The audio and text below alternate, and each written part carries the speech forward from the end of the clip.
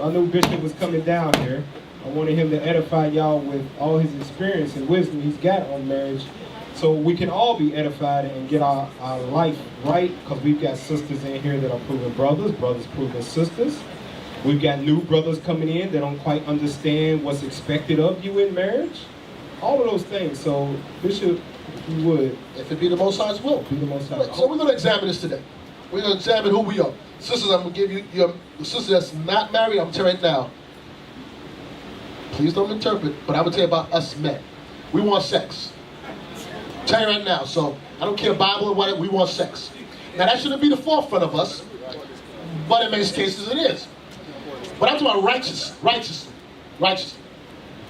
So that you know that when the brothers talk to you, it's not that he don't want you for your support, but at the end of the road is the bedroom with us. I'm telling you how it is. Right, brothers? So now, if you know that, and that's the end of the road, and you begin with sex, you're a fool, because they already told you what they want. Oh, he set you up. They already told you what they want is sex. So if you don't get caught off the rip on some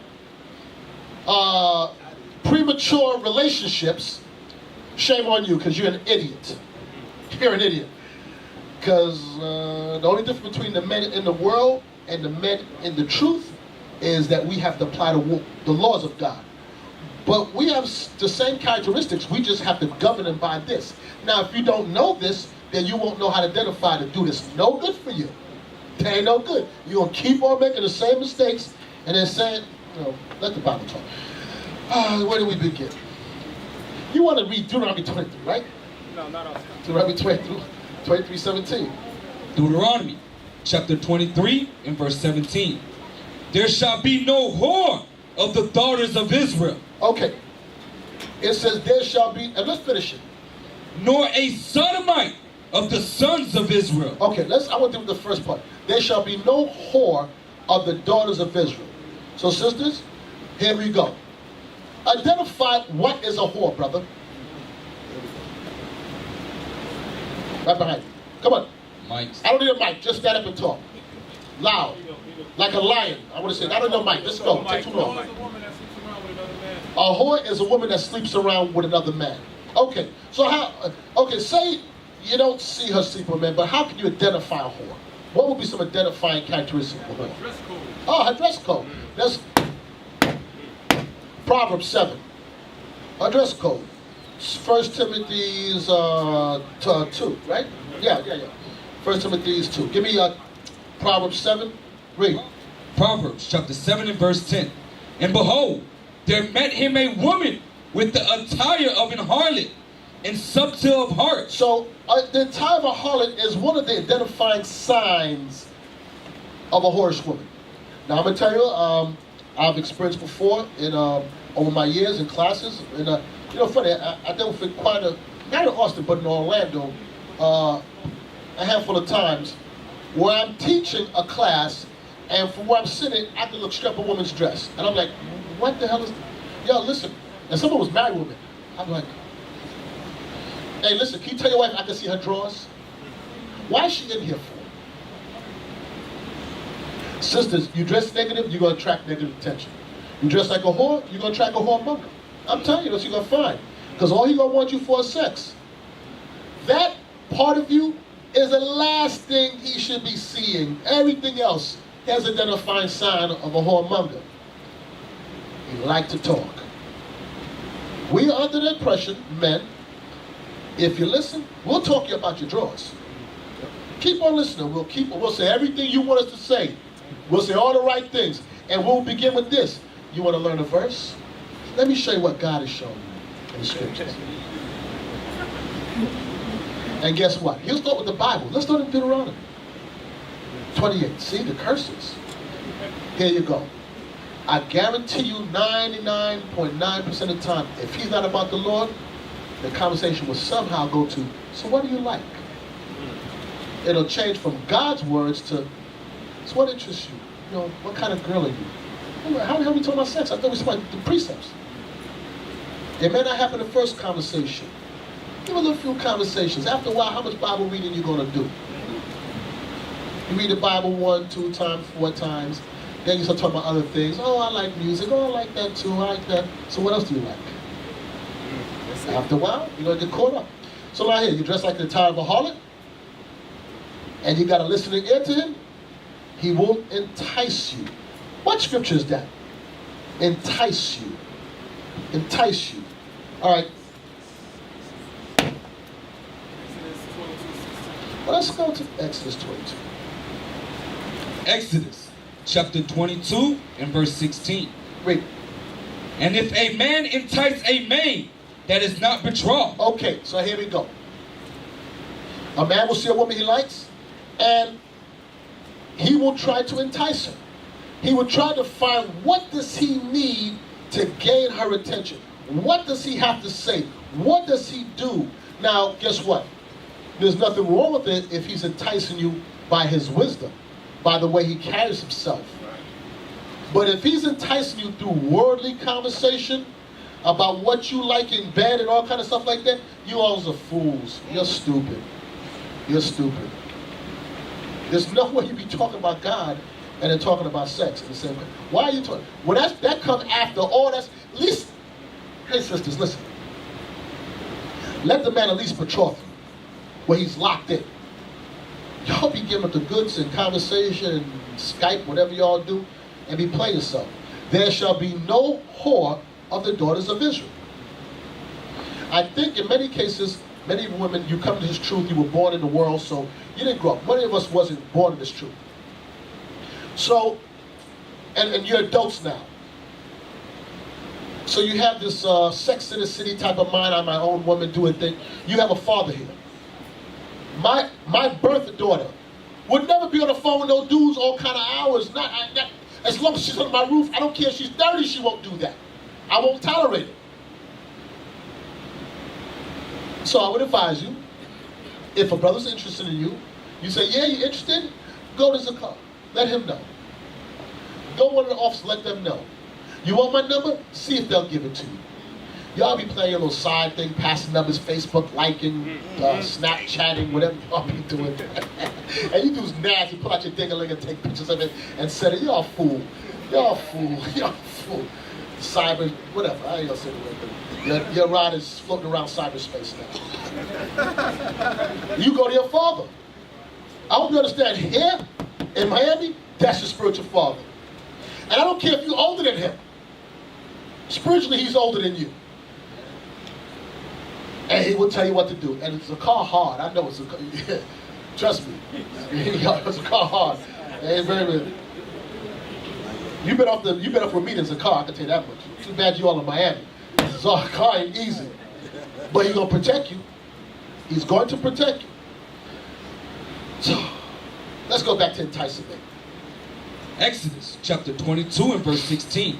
And if a man entice a maid that is not betrothed, and lie with her, he shall surely endow her to be his wife. It says he surely has to pay the dowry of virgins back then. Why did Moses have to write this for? Why did Moses have to elaborate that he surely have to marry her? Because he will entice you and sleep with you and leave you.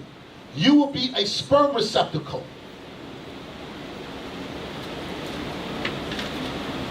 You understand what that means, right?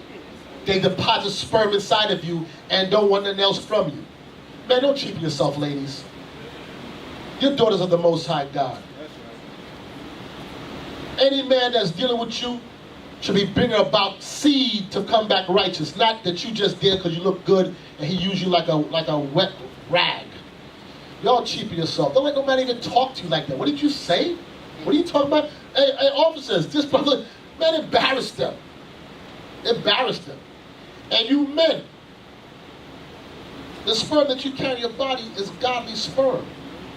You don't deposit it in any woman like that. You wanted to be, I was going to say something else. You wanted to be the mother of your children, raise your seed. Who in here want to say that the mother of children is a whore?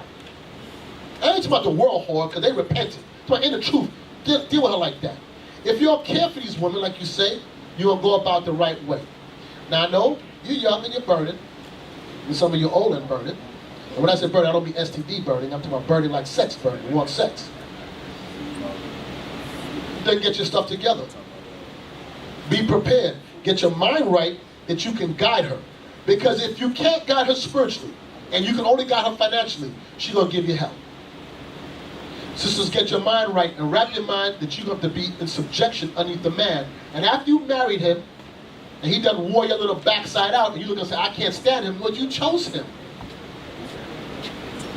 At Passover in Texas, I warned a sister. Well, I didn't warn her. I told her, Captain, I said, she out here for something else. I'm telling you, I ain't gonna say who it is, but anyway, I warned. I said, Captain, I'm telling you what I see.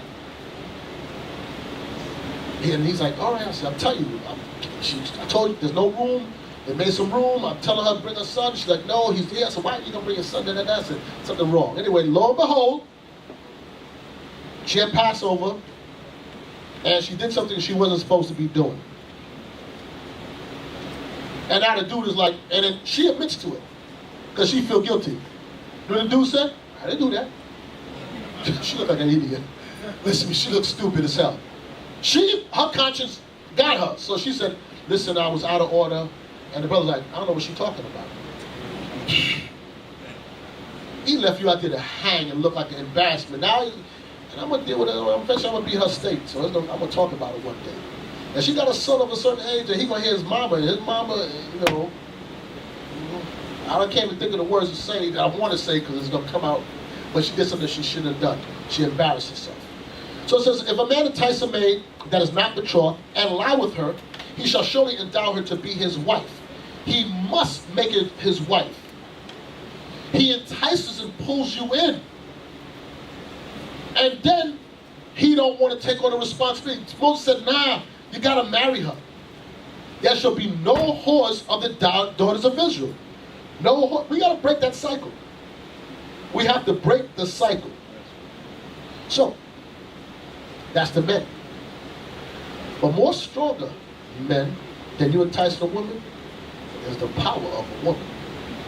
Don't let her fool you. She's stronger than any crack you could ever smoke. She will bring you to a piece of bread. Back to Proverbs 7. Proverbs. I don't know none on this earth more dangerous than a woman. She'll make you friggin' Run out your wits. Run out your wits. That was the scripture right there. Yeah, what I asked for, Proverbs 7? Yes, sir. Watch this. Start with verse 6. Proverbs. No, let's start earlier. Yes, sir. Start with verse 1. Proverbs chapter 7 and verse 1. Read. My son, keep my words and lay up my commandments with thee.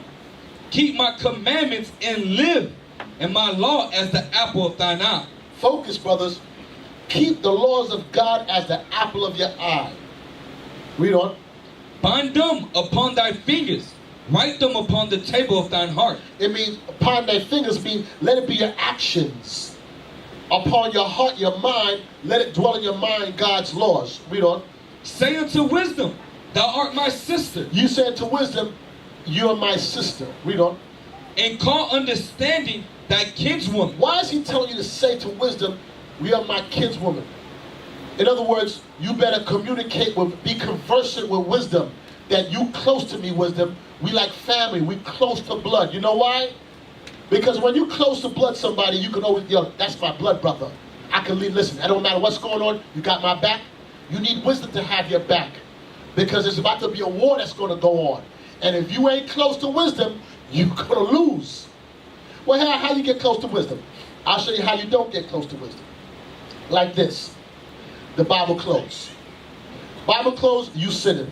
Bible open, very hard for you to sin. If you're reading every day, I guarantee you it'll be almost impossible for you to sin willingly. Because unless you don't got no damn conscience.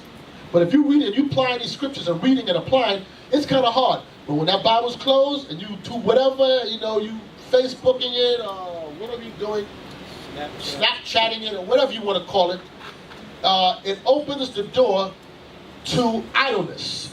And where there's idleness, there is sin. Much evil, the Bible says. So you better make wisdom your kinswoman, your nearest of kin. Read on. Verse 5.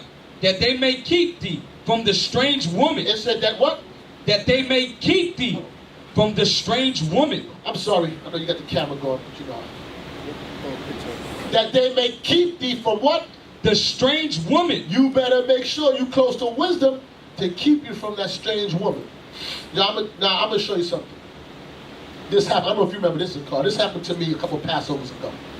So I'm at Passover, this was in Orlando. And for those that know me, I talk to all the sisters. I'm very friendly. I move around and communicate with people. I ain't like Nathaniel. Nathaniel don't talk with y'all like that.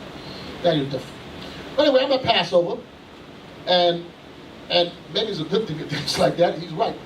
A sister came up to me, a Benjamite sister, and said, "Shalom, Bishop. Hey, shalom, little sister. How you doing?" Good. All right. Good. I said, all right. So she said, "Bishop, you think you can take me to the airport in the morning?" So I'm looking around, and there's no slight. She asked me to take it. So yeah, I gotta be at the airport like 5:30. So I'm looking around the room. I'm like, there's 1,000 people in here. In a split second, this is what goes through my mind. There's 1,000 people in here. How did you get from the airport to the Passover in the first place? And then why are you asking me? I'm actually hosting it. I'm busy. So I looked at her and said, "Oh, attractive young lady." I said, "Give me a number. I'll get somebody to take you." "You must be trying to take you to the airport. You freaking crazy? Fuck it." So I called the brothers. I said, "Watch yourself. Take her to the airport." Because I don't necessarily she was doing anything wrong. That's the point. But I just, in a split second, I'm processing stuff. Like, nah. They don't feel. Nah, I ain't taking her nowhere. You tripping. So, she had my number. She went back to where she's from, Canada.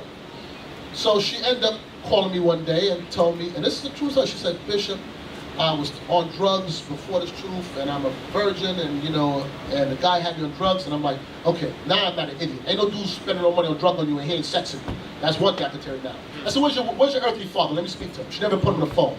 She called me back the next time and said, "Bishop," these are words verbatim, "Bishop, I'm going through depression. I've been drinking all night and I'm masturbating." I said, "Oh yeah? Hold on. Speak to my wife." Click, delete her number. I ain't talking to you. I look like a fool. I look like I'm stupid. What the hell you tell me you masturbate? So what? Then what I got to do with me? Why I need to know that for? You trying to bait me? The same sister later on came back and said brothers trying to rape her. About a year later. That wasn't me, brother. She said, I'm telling you something. But what she's looking for was to put the bait out there. "Oh, so you're masturbating. Let me talk to you. Hold on. See if I understand still what you're going through." I don't understand crap. Don't call me. You call me. You want to figure another 100,000 people masturbating. What you calling me for?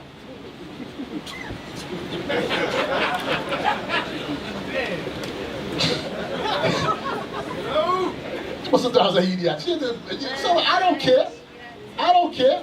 I mean, I love you as my sister, but we don't start to count. Maybe if you was talking to me for a while and you going through things, and maybe I would understand and like, okay, this is the second time you called me to me you masturbated. Yeah, right. Hold on, boy, yeah. Lose my number. Okay, keep you from the strange woman. That they may keep thee from the strange woman. Wisdom will keep you from her. Read on. From the stranger which flattereth with her words. Oh, look at you. Oh, you're so handsome. Oh, you're so spiritual. How you know all them precepts? Can you show me? I need some counsel.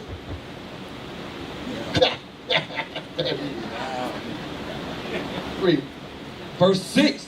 For at the window of my house I looked through my casement, and beheld among the simple ones, I discerned among the youths a young man void of understanding. Now here go this woman.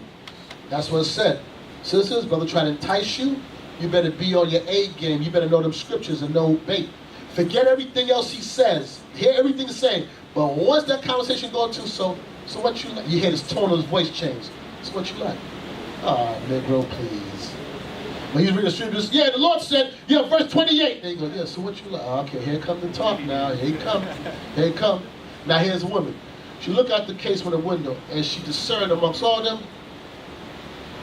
There go the simple one right there. I know he fooled. Watch this. Yeah.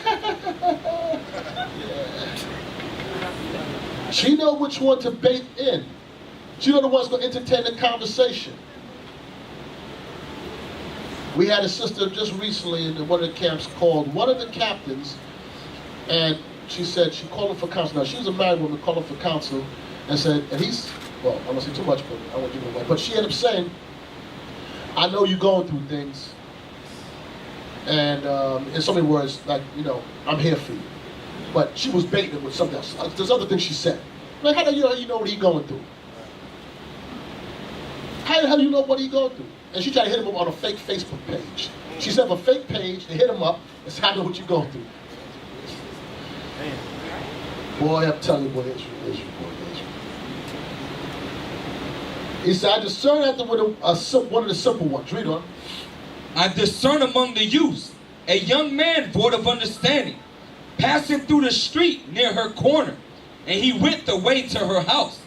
In the twilight, in the evening, in the black and dark night, and behold, there met him a woman with the attire of an harlot. It says now, this simple one, they met him, a woman with the attire of a harlot. Now, because he's simple, he too fool to put two and two together. Why is she dressed like that? He's supposed to see that and be repulsed, but he see it and he like it. He's enticed by it. She got him on the hook. So when you see a sister, now some sisters are just well endowed, they can't help it. But that don't mean you see 3/4 of her cleavage hanging out. You could put some on. That don't mean you wear size daggone 12 and you put yourself in a size 6. You understand? They dress like that because they're trying to bait you. You understand it, right? Are you men confused by that? Are you confused? No, sir. It ain't like it's comfortable. You wear 6 sizes too small. But y'all like, yeah, that's right. Look at her. Read on. And subtle of heart.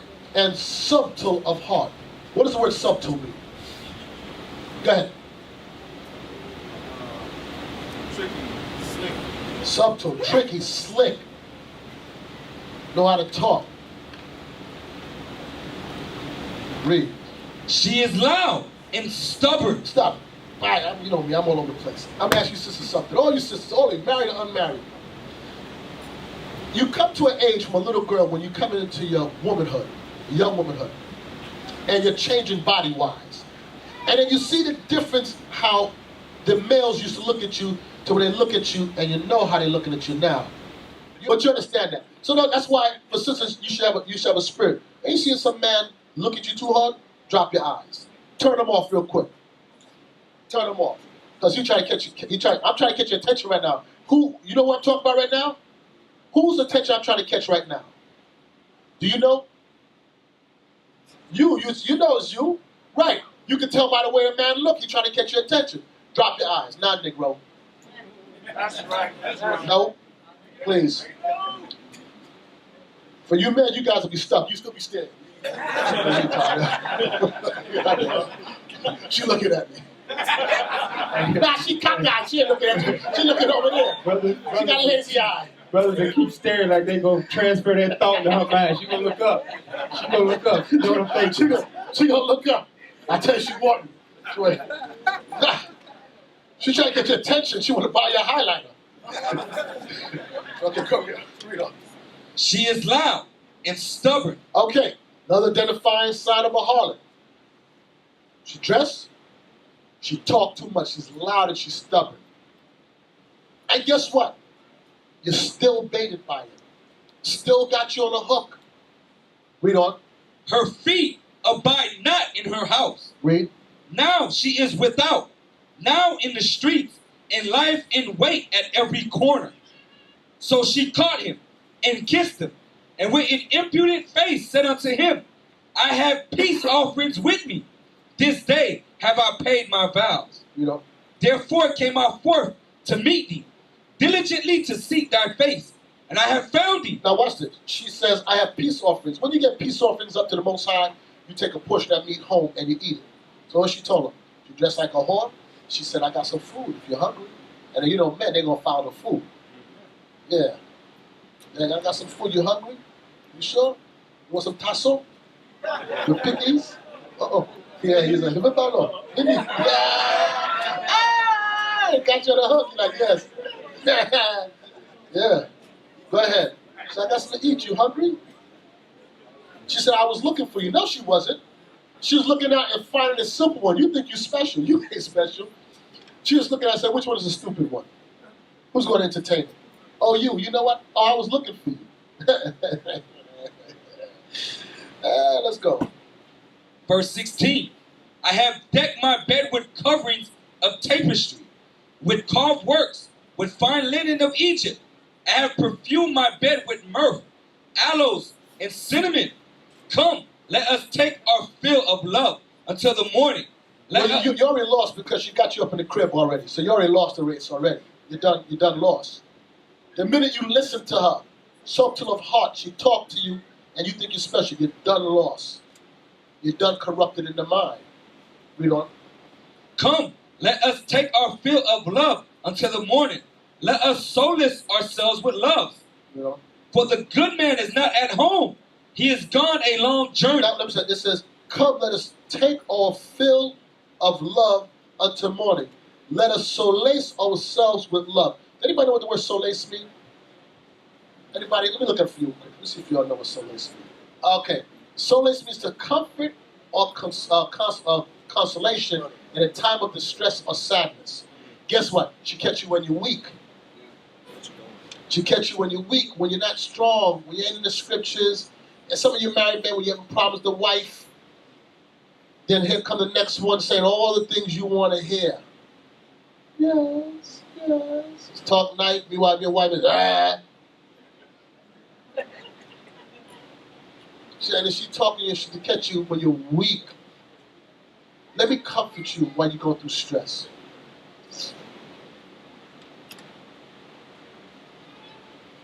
Read on.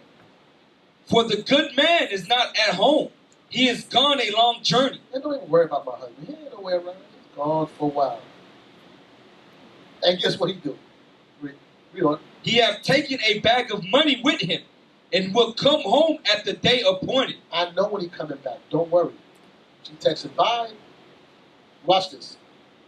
With her much fair speech. With her much fair speech. That's why your black backside got caught.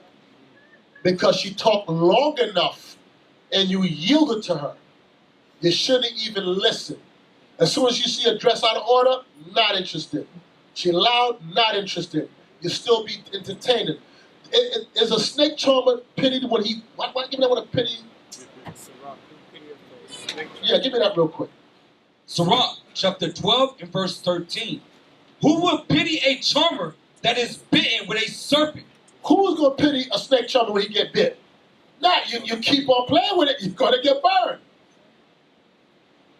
So sis, if you see the man and he's trying to entice you with these words, with fair speech, oh, I can see, daughter Sarah, I can see the guys on you. You know, you're the prettiest one here. You know, and talk to you, and you fall for that. Sometimes you women be stupid as hell. Some of these cornball stuff guys you say, you'll be falling for it. And some of you dudes be idiots as hell. You can't tell something wrong. With much fair speech, she caused him to yield. She caused him to give up the ghost. She made him yield. She brought him under subjection. That's what I told you, brothers. The strongest thing to mankind is that woman.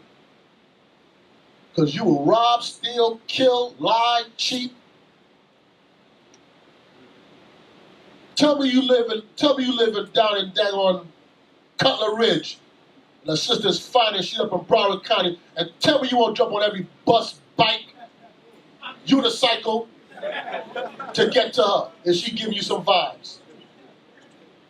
Tell me, is she fine too? Tell me you won't do that.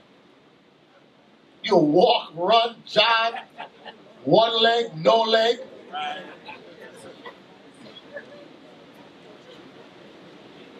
But much fair speech said, come over. You're like, no, I got no camera. You said, hitchhike. With much fair speech, what? She caused him to yield.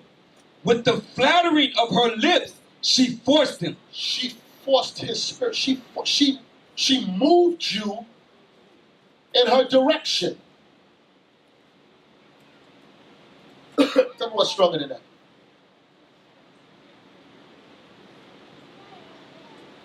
Read. Verse 22. He goeth after her straightway, as an ox goeth to the slaughter. You know what I mean? Straight like an ox going to a slaughter? An ox is a dumb animal. You see the other ox getting killed? The other ox don't know. He just moo. He just go the same way too. And you the same thing. Dude, because you moo, you go right there. Right to the slaughter. You don't even see it happening. Why don't you see it happening? Wisdom of Solomon 7, bewitching of naughtiness. No, Wisdom of Solomon 4:12. I'm sorry. I apologize. Wisdom of Solomon, chapter 4 and verse 12. For the bewitching of naughtiness. You know what bewitching means? What does it mean to be bewitched? Now you Northern Kingdom. That's what I wanted. You got you under a spell. It says what? Oh, there you go. Bewitched. To influence or affect, especially through injuriously by witchcraft. To cast, say again? Definition number 1, B, to cast a spell over. Number 2 says to attract as if by the power of witchcraft, bewitched by her beauty. That's why the scripture says stumble at the beauty of a woman. But we'll get back to that in a second. Okay, so she cast a spell over you. Charm, enchant, hex, look over, spell, strike, jinx, possess, voodoo. So guess what?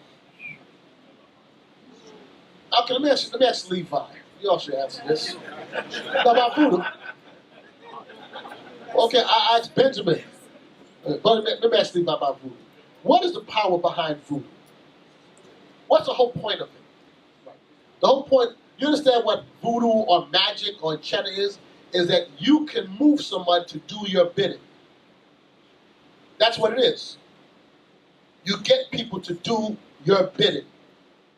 So let's read. It says, for the bewitching of naughtiness Doth obscure things that are honest. When you're under a spell, it will obscure or make hard to see the things that are right because you're under a spell.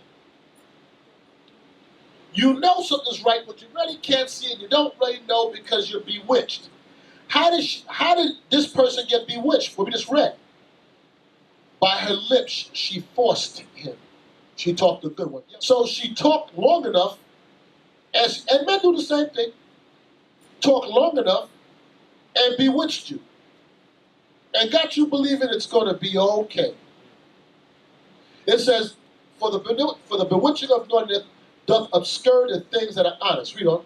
And the wandering of concupiscence doth undermine the simple mind. And the wandering of concupiscence, when you wander, you're wandering away from the laws of God because the book ain't open, and you wander into lasciviousness.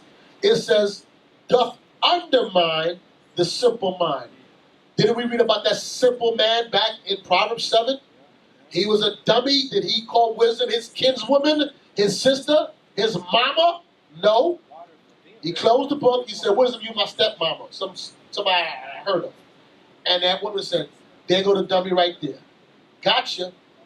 Now watch this. That happened to the dummy. We will stay the same chapter. Wisdom of Solomon 4 and 8. Wisdom of Solomon, chapter 4 and verse 8. For honorable age is not that which standeth a length of time, nor that is measured by number of years. But wisdom is the gray hair unto men, and an unspotted life is old age. So you could be young in age, but if you live your life unspotted, that's wisdom. It's telling you that's gray hair.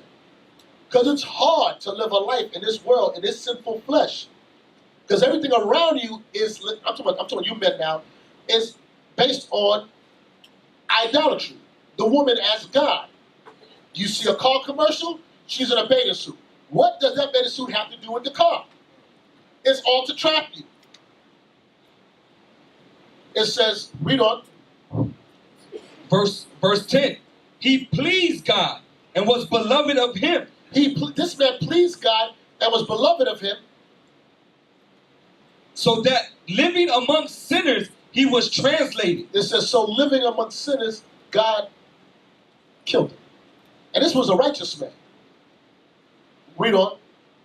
Yea, speedily was he taken away, lest that wickedness should alter his understanding, or deceit beguile his soul. It said, this righteous man, God said, I'm going to put him to death before wickedness alters. That's to tell you how strong the vibration is out there. That this man was right with God. He pleased God. And God said, you know what? Man, he too good. Let me take him out of here because this wickedness in here is going to come and destroy him. So how much more for the simple man? It says back in the last verse, 12, it says, for the bewitching of darkness does obscure the things that are honest, and the wandering of concupiscence doth undermine the simple mind. Undermine means it buries deep down inside of you. You know, when you undermine, you go down and you mine down. That comes deep in your spirit. It goes down inside of you, and it eats you from the inside out. But on the outside, you look regular. But inside of you is destroying you. She took your soul. Y'all ain't afraid? She took your soul. Doth undermine the simple mind. That's what it says in Romans, drop this, Romans 13:13. Romans chapter 13 and verse 13. Let us walk honestly as in the day, not in rioting and drunkenness, not in chambering and wantonness, not in strife and envying. But put ye on the Lord Jesus Christ, and make not provision for the flesh to fulfill the lust thereof. It says, let us walk honestly as in the day, not in rioting, not in drunkenness, not in chambering, not in wantonness, not in strife and envy, but put ye on the Lord Jesus Christ and make not provisions for the flesh. To make provisions for the flesh, you make, when you have provisions is you store something up, right? That's what provisions are, when you store something up. It says don't make a little place where you store something up because you're going to fulfill the lust thereof of it. It's called leaven. You leave a certain part of you that's never changed and nobody can see it. It's between you and God, it's in there, but you're never changing. And slowly it begins to undermine you.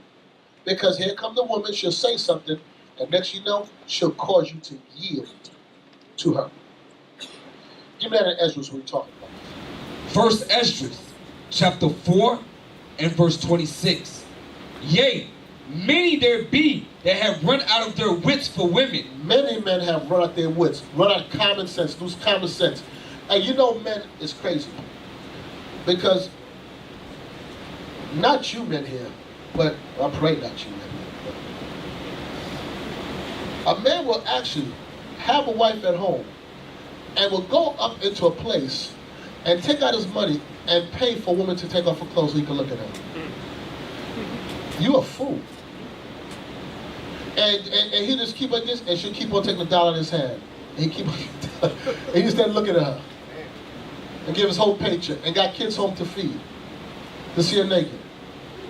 Hey brothers, let me just peep you up onto something. She got 2 breasts. Every woman on earth for the most part got 2 breasts. Now maybe you can kind of convince me she had 3 of them, and you never saw 3 breasts before. But it's just 2 breasts. But you give up all your money and just be giving away to see that. Many men have lost their wits. Let me ask you a question. I can see the 2 breasts, so what? You touch it, so what? Do you know they're not yours? It's anybody here who got a dollar can actually touch it. It's only special when you're the only one that can touch it. You know that, right? That's right. I'm there waiting with my dollar while he's touching it. I want to pay next so I can touch it. He is a fool. He is a fool. The man is stupid as hell. Oh God, boy, we stupid. We do some stuff. Maybe you got a wife home with 2 of the same things. Well, you got to pay for them too, but it's different. It's different pay. The fact them costs more anyway. Please. Yeah. You keep those. You know you ain't going to get to touch it. Okay, read on. Yea, many there be that have run out of their wits for women, and become servants for their sakes. They yield and become servants for their sakes. Many, many, many have lost their minds. Here's the first step of recovery. Identify that you lost your mind. And you know what? A lot of these women know when you lost your mind. They know they got you on the hook. Like, yeah, I got it. Girl, I got it. Watch. Look at him. Look at him. Watch him. Look, see, he can't stop looking over here. Yeah, he's still looking. Is he still looking? Yeah, he's looking. Look, see, he's looking. That girl, he's looking. I told you. You're not even paying attention to the Bible. Look at him. Keep on looking. I'm going to tell him car. Can't read on it. Oh, stop. Now jump up. Jump up to verse 25. First Ezra, chapter 4 and verse 25.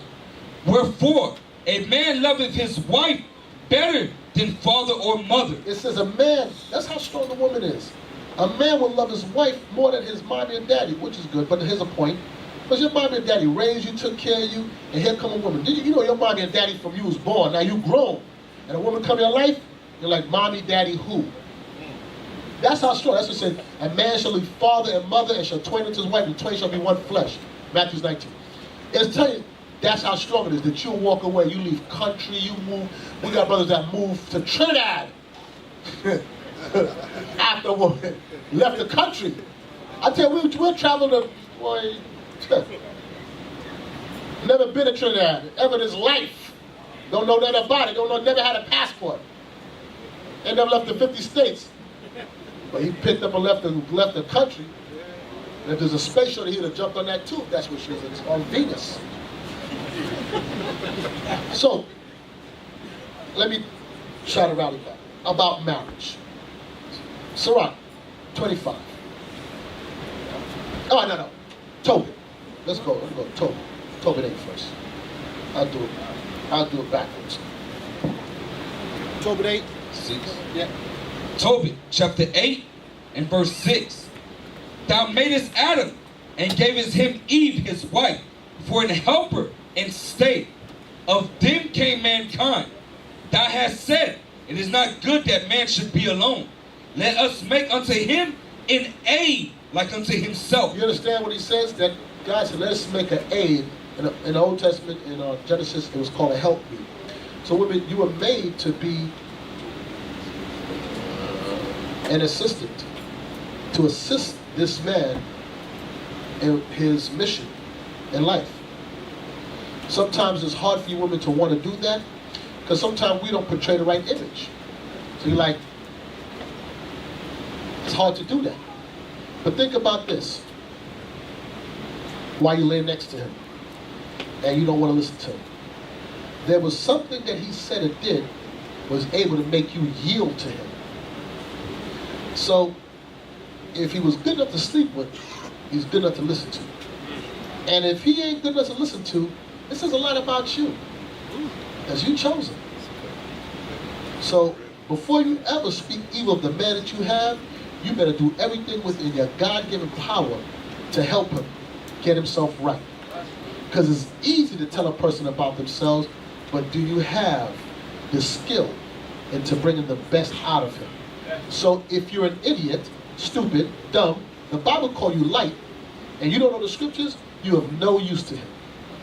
You're just a sperm receptacle, and that's it. He needs a woman who understands the Bible that can come and say, no, babe. And even when he say no, but the Bible says this. And you still got to stay in the spirit. And he could be straight up crazy. Okay. It says, verse 7. Tobit, chapter 8 and verse 7. And now, O Lord, I take not this my sister for lust. He says, Lord, he's making it plain that I'm not taking this woman for the sole act of just sex. There's more to her that I want. That's why you always end up disappointed, because you can be taking a woman just based on sex and what they have. Now we all know we want sex, but that cannot be the lead. Do you understand? Sex is just, in time-wise, a small part of the overall picture of marriage. Where's the time in nurturing her in the scriptures? Where's the time in providing for her? Where's the time when you and her are really friends? So for married couples, I guarantee you when you're arguing, people have come to me before, couples arguing back and forth, they can't figure it out. What are you laughing for? I know what you tell them. What I tell them? Let me see if you remember. Go home and have sex. I mean, don't have sex, because I guarantee when you have sex, you two ain't arguing. That's the only time you two ain't arguing. So it's like, if you ain't having sex, you arguing. So just stay having sex, and I guarantee you ain't gonna argue. Because both of you working for the same mission right now. That's the only time you work good together. Another time, one time called me, him and his wife having problems over stupidity. Let me leave my house and drive all the way up 30 minutes away, and they arguing about nonsense. I said, man, listen. Y'all just go have sex, man. How you wasting for it?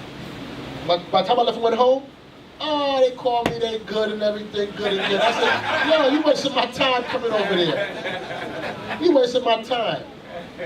There's arguing, I tell you, it was arguing, I'm not exaggerating, there's arguing like over organic food, some stupid stuff. I said, you called me at my house for that?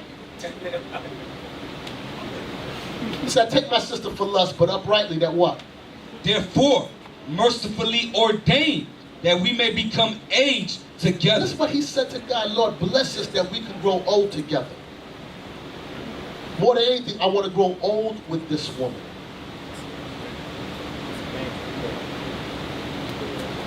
Because it was just about lust, it ain't gonna last. And sisters, I'm telling you something. You can't keep them just with sex. Because men, not you men, because all you men are righteous, right? That's a lie. Well, sex is a separate act from, we can keep it in a box. Different people. I'm trying to use some birds right.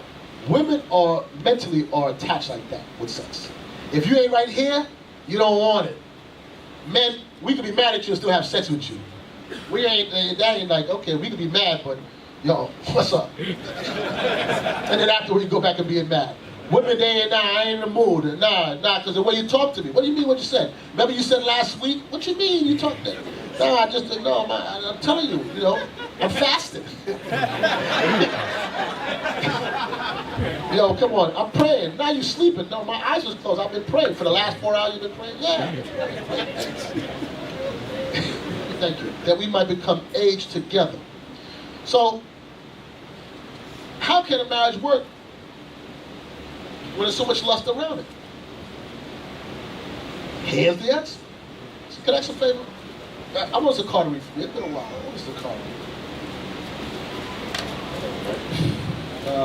1 Corinthians chapter 7. It's not that you was doing a bad job, but it's been a while since I got him to read for me. 1 Corinthians chapter 7, verse 1. Now concerning the things whereof ye wrote unto me, it is good for a man not to touch a woman. Nevertheless, to avoid fornication. Wait a second. Whoa. Pause. Why is it good for a man not to touch a woman? I thought it was good to touch a woman. Why did Paul say it's good for a man not to? I'm going to see if y'all thinking. Yeah. Northern Kingdom. I forgot, what's your name, brother, again? Yeah. Jacob. Fornicating. Okay, fornicate. Okay, let me say. Yes. There's something I'm trying to say. You know me, I'm not good at asking questions. Okay, let's do it the righteous way. Let's do this righteously. Why is it good for a righteous man, not to touch a woman? There we go. Because maybe. There we go. Yeah. I'm listening. Oh, you, cameraman. It's good for a man not to touch a woman because now the work that he's doing is just strictly for the Most High. And she's not involved. You ain't got to worry about all this extra stuff that comes with it. Okay, watch this. Go to verse 28. 1 Corinthians chapter 7, verse 28. But, and if thou marry, thou hast not sinned. It ain't no sin if you're married. And if a virgin marry, she hath not sinned. And if a virgin sister marries, she ain't sin either. We don't. Nevertheless, such shall have trouble in the flesh. Because in marriage, there's going to be trouble. So Paul says it's good not to marry. So you can attend to God's business. Because if you're married, there's going to be trouble in the flesh. There's going to be problems. Let me explain to you about marriage and life. Remember we read in Matthew's, what else I was asking for, Peter's? Yeah. Okay, remember in Matthew's 19 when it says the two shall be one flesh? Give me that real quick, Matthew's 19. And then, let's get that. Matthew chapter 19, verse 4. And he answered and said unto them, Have ye not read that he which made them at the beginning made them male and female, and said, For this cause shall a man leave father and mother, and shall cleave to his wife, and they twain shall be one flesh. It says, and they two different people become one flesh. Do you think that's like the day you say, I do, that's how it works? You two don't, one flesh about one mind, one spirit. How does that happen? I'm asking you brothers. How does that happen? Your brother in the back. Explain.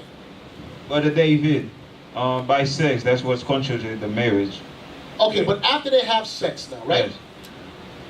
It says that two shall be one flesh. How do They join together. They living under the same roof. No, there's something more than that. More than that. More than just sex I'm talking about. So all on your guys' mind is sex, sex, sex. I'm talking about something else. Right there, yeah, brother, you. Yeah. State your name. Shalom, Bishop. Shalom, brother. Brother Lyell.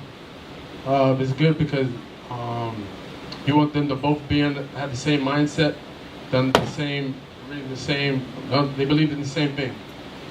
Okay, now we're talking. What were you holding?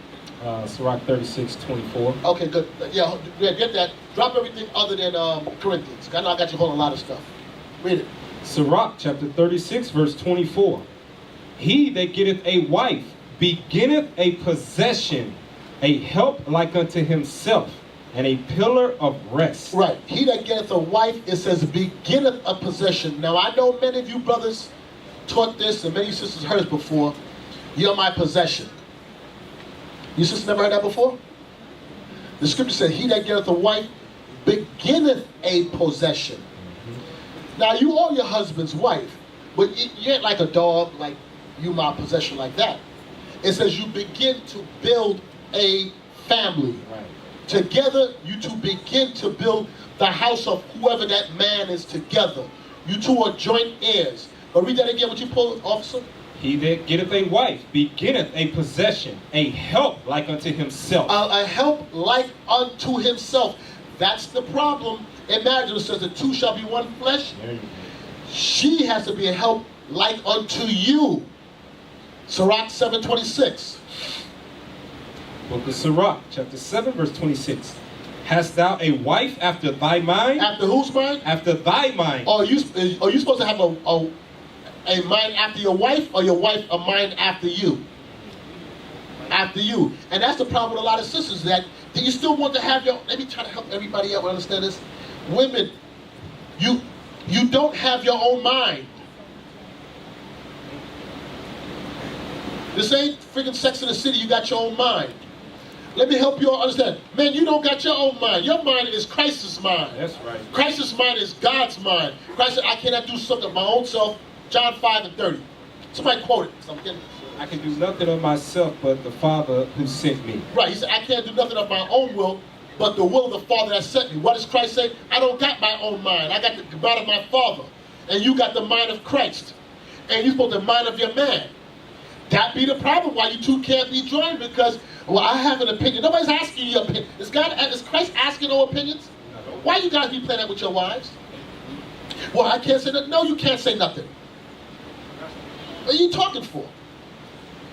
Does that mean you're supposed to be harsh with them? No. But sometimes when you just got to keep quiet. And it's hard. It's hard. You're like, because the world has taught you, you got an opinion. No. You don't. This is order. So it says, read that again. Hast thou a wife after thy mind? Now, if you got a wife that's after your mind, that she's going to do whatever you ask her to do, barring sinning, don't be after that mind. Forsake her not. Don't get rid of her. See, that's what happened. You might find a good woman that's going to do everything you ask, and then you dudes be shiftless. And that's why the women don't trust. Because y'all snakes and nasty. You know better nasty, right? Yeah, when you get betrothed, you've been making them go take shots and checkups and all kind of stuff. Because before the laws of God, they think that anything moving. If it got a heartbeat, they'll do it. All right, yeah, you think it sounds funny, but I'm being dead serious. All right, men nasty as hell. Finish this out of 26. There's more.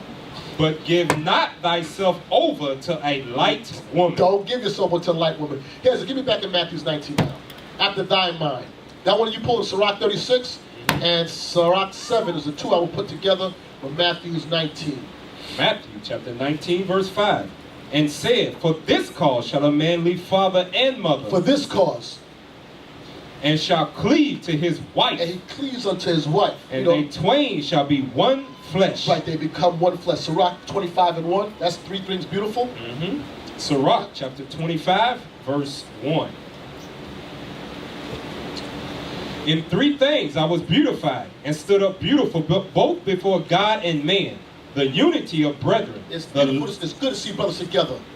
It's good to see the camaraderie of brothers. Read on. The love of neighbors. And how neighbors, men and women, fellowship with each other. Read on. A man and a wife that agree together. A man and wife that agree together. But you got to agree together based on his mind. So before you get to the point of you talking about what we're going to do in the bedroom and how you like and what you like, before you even get to that point, how about learn the scriptures for yourself so when it's time to discern, you can read through his BS. I'm telling you, before you even have oh gosh, women, come on, man, y'all gotta be smarter. We are going to say anything we got to say to get what we want. You ain't gonna know him right away. The bishop, we said, that's his representative. I told Paul, yo, yeah, I love giving massages. No, whatever you want me, yeah, that's for me. I love, no problem. Man, listen, I ain't know the damn massager. But prior to getting the goods, yeah, that's what you want me to say? Sure, I love massage. I love it. That's what you want all day, every day. Yeah, that's a lie. That's a lie. That's a lie. She said, you lied to me. I said, I'm sorry, I repent. But I ain't like doing it. No. Have you heard all right, buddy? Nah. We will be whatever you want. You have to examine him against the scriptures. You got to see him get angry. Is he going to be verbally abusive? Is he going to want to hit you? And you're not going to find out right away. Let him wait. And if he can't wait, then you wasn't wrong. He just wanted to hit it. But if he's for you, he going to wait whatever time he wait. Go fall for the wait 7 years. He waited 7 years. If he's for you, he going to wait. There's nobody else going to catch his attention. Y'all be giving the goods after 3 days, 4 days, a week, a month. Oh, God, y'all stupid. Or they'll come in here and be ready to give up the goods. They ain't even been here a year to learn the word. To even know how to discern brothers between. And sisters. You don't even know the basics, but you're talking about proving sisters and proving brothers, and you don't know the first thing about the deep basics of the Bible. You get into a situation where you was moving off of lust, unable to control your body, bring it under subjection, and you be stuck with a light woman. You be stuck with a light brother that don't know how to treat you. And once you into that thing, you're into it for life. Because you're both in here as believers. Those twain shall be one flesh.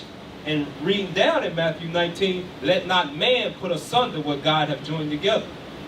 You be stuck, miserable, for the rest of your life because you didn't take your time. Stuck and out of luck. I want to help you single sisters understand something. You can put your hand. I'm going to help you all understand, please. I'm trying to help y'all in this one. There's a difference with men and women in marriage. Meaning, watch this. If you're godly and you want a godly man, you want a man that can lead you. If you marry a dumb brother, he can't lead you nowhere. You so screwed. You so screwed. And guess what? If he step on you another woman, you have two choices. You take him back, or you live the rest of your life without no man. No rod for the rest of your life, or you go back to that rod. Now, if you do it, he can go remarry.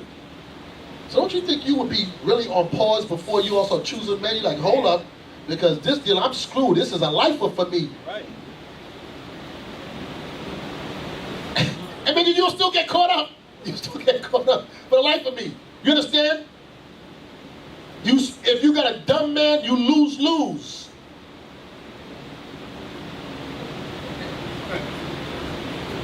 Lord, it's bad for y'all. So I would think y'all would be so smart in these scriptures that you be so tight in this Bible that he be coming at you like, get that the Bible says that. No, please don't talk to me like that. What did you say? No, the Bible says that. Oh, you can't control your spirit, right? At the sea, you know, a man can't rule his own spirit. At the sea was wall broken down. You learn these precepts. You're like, yeah, nah. Okay, with all due respect, brother, here you go. This is what the Bible says, okay? All right then.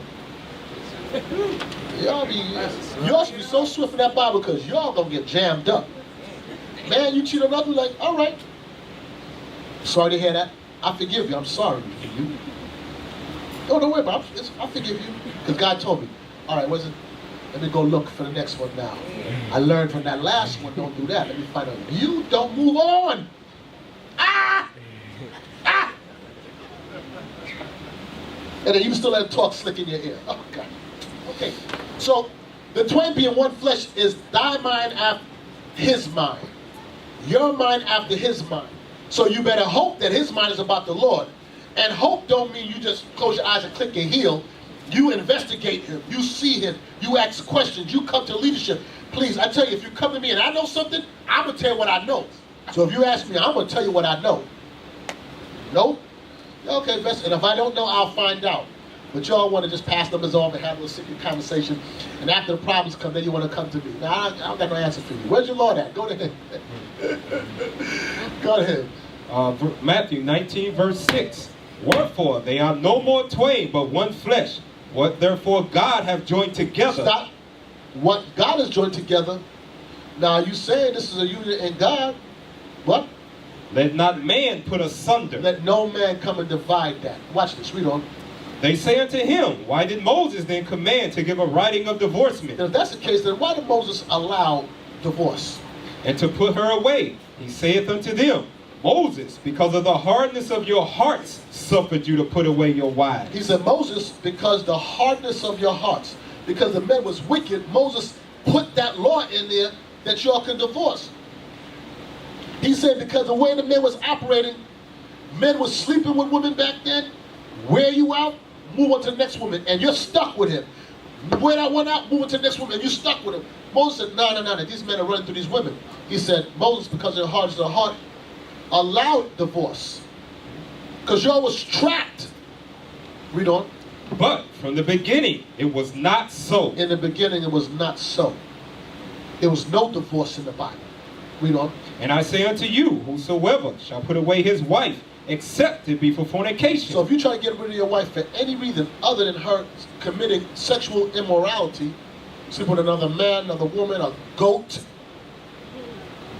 you can't get rid of her. I don't care what she does outside of that. So you can have a big mouth woman that don't know when to shut up. She's rough around the edges, don't want to cook, don't want to listen, argumentative. That's your albatross. That's your anchor on your neck for the rest of your life. Until she die or you die. You can't. So it would behoove you. You better take your time. And just for you new brothers to clear it up, Christ is talking about two believers. He's talking about two believers. Because some of y'all in here situation, you came in and on the flip side, you got a demon on your hands right now. Yeah. Matthew 19 is talking about two believers that know they Israel. So remind me after that, we're going to come back to that. Explain that afterwards so they understand. Yeah. Bishop, quick point. You made this statement. A sister, if her husband cheat, she's stuck, right? Now when you said that, I saw a lot of screw faces on this side of the room. Can I get the book of 1 Corinthians 7:39 real quick, just in case you didn't know? Yeah. I'll get it for you. Yeah. 1 Corinthians chapter 7, verse 39. The wife is bound by the law as long as her husband liveth. By the law, meaning that's ordained by the Most High. So if you got a problem with that, guess who you got a problem with? You got a problem with God. All right? Can you give me Romans 7:2? Hold on, sisters. And you know what? You can't kill her. All right? You'll be breaking another law if you kill her. They all I know somebody like, yeah. So what if I kill her? Some of you didn't laugh, Bishop. Brother, see with one eye open. Yeah. Yeah, you crazy? Chloride. Lock away all the knives at night. Can't read. I'll read that. Romans chapter 7 verse 2. For the woman which hath an husband is bound by the law to her husband, so long as he liveth. But if the husband be dead, she is loosed from the law of her husband. So when is the only time that sister can remarry, brothers? Death. Death. Death. All right, last scripture for me. No, we'll stop. Stop. Okay. We'll stop. Okay. So sisters, let me help you wrap this around your mind. So he cute, he got nice eyes, whatever. And then you fall for him, you go with him. Yeah, okay. And then he decide he leave him. And he going back to the Christian church. You still stuck with him. Or you can separate from him and not go on with him, but you can't go remarry another man. You understand? Oh God, it's bad for y'all. Y'all better take your time when you choose it. Oh Lord Jesus. But right now his name is Michael Alaba or whatever, and next year his name is Michael, and he's the pastor for the Easter parade. You put on fringes, he put on a bunny suit to go for the Easter parade. You still jammed up with that dude. Uh-huh. All right. Okay, read the next scripture you have. Can I get Sirach 26 and 25? And then 23 afterwards. Sirach chapter 26 verse 25. A shameless woman shall be counted as a dog, but she that is shamefaced will fear the Lord. So if you got the screw face, fix your face. All right? You need to fix your face, because if you got the screw face, you're not of God. You're a shameless, ungodly woman. And if you keep it up, verse 23 is what's going to happen. Verse 23, a wicked woman is given as a portion to a wicked man, but a godly woman is given to him that feareth the Lord. Self-explanatory. Let's go back to Matthew's 19. I want to finish that off. The book of Matthew, chapter 19, verse 9. And I say unto you, whosoever shall put away his wife, except it be for fornication, and shall marry another, committeth adultery. And whoso marrieth her which is put away, doth commit adultery. You understand? There go the whoredom right there. If you try to get rid of your wife and to go to another woman, you committeth adultery. And if she goes, you cause her to commit adultery. And that's the fall of Israel. The broken family, the broken marriage. Read on. His disciples say unto him. Who? Who said it? His disciples say unto him. Christ's disciples said unto him what?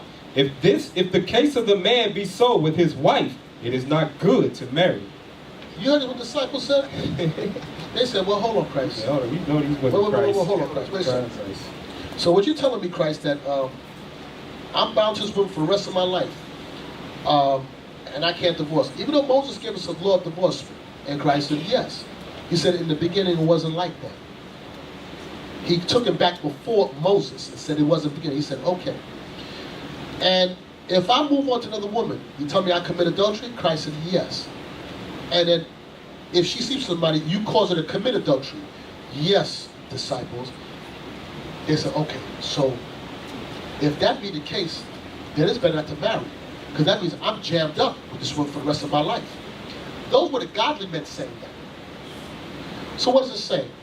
They understand how serious marriage is. Because you might get married to a woman that, I said, she could be a full-blown demon. She just ain't a hoe.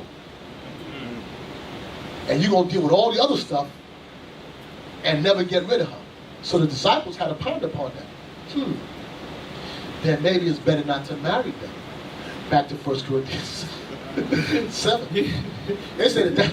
I won't touch another one the rest of my life. I can deal with that there, Lord. Hey, Christ came and tightened the game up. Yep. He made this marriage thing tight. Now he's like, okay. He's like, yeah, she cute, but I don't know if I like you that much that forever, you know. She don't look as cute as she did before. He's sort of thinking like, let me slow down and rethink this. Because they understood what was at stake, because they know no adulterer is getting into the kingdom. Yeah. They said she ain't worth that. Yeah. I stay by myself. Yeah, let me just just read that 1 Corinthians 7. 1 Corinthians chapter 7, verse 1. Now concerning the things whereof you wrote unto me, it is good for a man not to touch a woman. Right. Nevertheless, to avoid fornication. So I want to use that first part. This is my fornication, but I want to use the first part. They was thinking maybe it's best not to marry. But in this case, it's telling you to avoid fornication. It's good for a man not to touch a woman, like the brother said. And to not fornicate. But to avoid fornication, take a wife. Watch this. Let every man have his own wife. Hold this. So to avoid fornication, take a wife. It's good. Watch this. Hold this. Go back to Matthew 19. I want right after Matthew 19, the next part. Matthew chapter 19, verse 10. His disciples say unto him, if the case of the man be so with his wife, it is not good to marry. But he said unto them, all men cannot receive this same. They said, it's better that we don't get married then. And Christ said, every man cannot receive the same. To have a spirit where you can go through a whole life, man, without dealing with a woman, that's a gift from God. I don't know that. I've never met him yet. I don't know. Where is he in this room? Because I would like to shake your hand. Christ said, all men cannot receive that same. Read on. For there are some eunuchs which were so born from their mother's womb. There's some men who privates don't work. They were born eunuchs. And there are some eunuchs which were made eunuchs of men. And then you have some men that were made eunuchs. They cut them off like Daniel. No. I wanted recent Carver, the peanut guy. Washington Carver. Yeah, he had his privates cut off. That's why his voice stayed high. They cut him off. He don't have no rod no more. Read on. And there be some eunuchs which have made themselves eunuchs for the kingdom of heaven's sake. Meaning he refrained from woman so he could serve God. Not all men have that same. They could do that.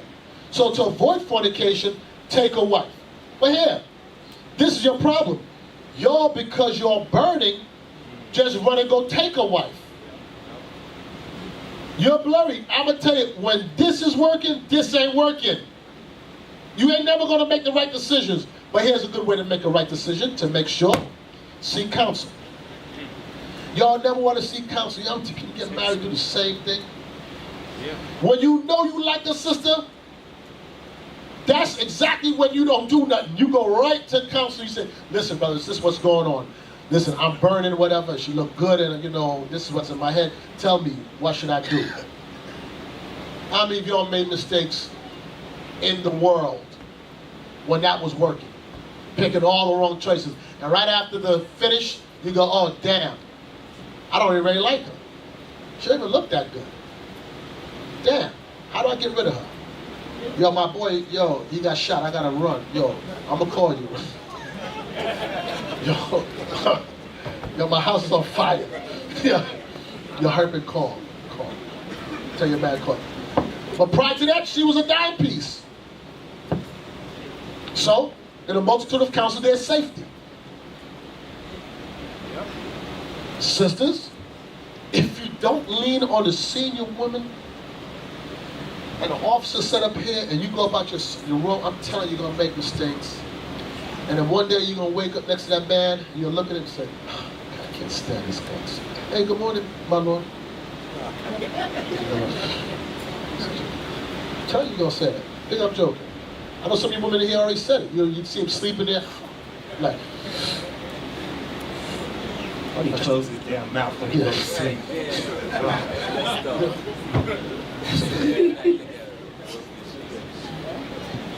Go back to Corinthians. 1 Corinthians chapter 7, verse 2. Nevertheless, to avoid fornication, let every man have his own wife, and let every woman have her own husband. Let the husband render unto the wife due benevolence, and likewise also the wife unto the husband. So you want to know how the marriage can work? Where there's so much temptation in the world?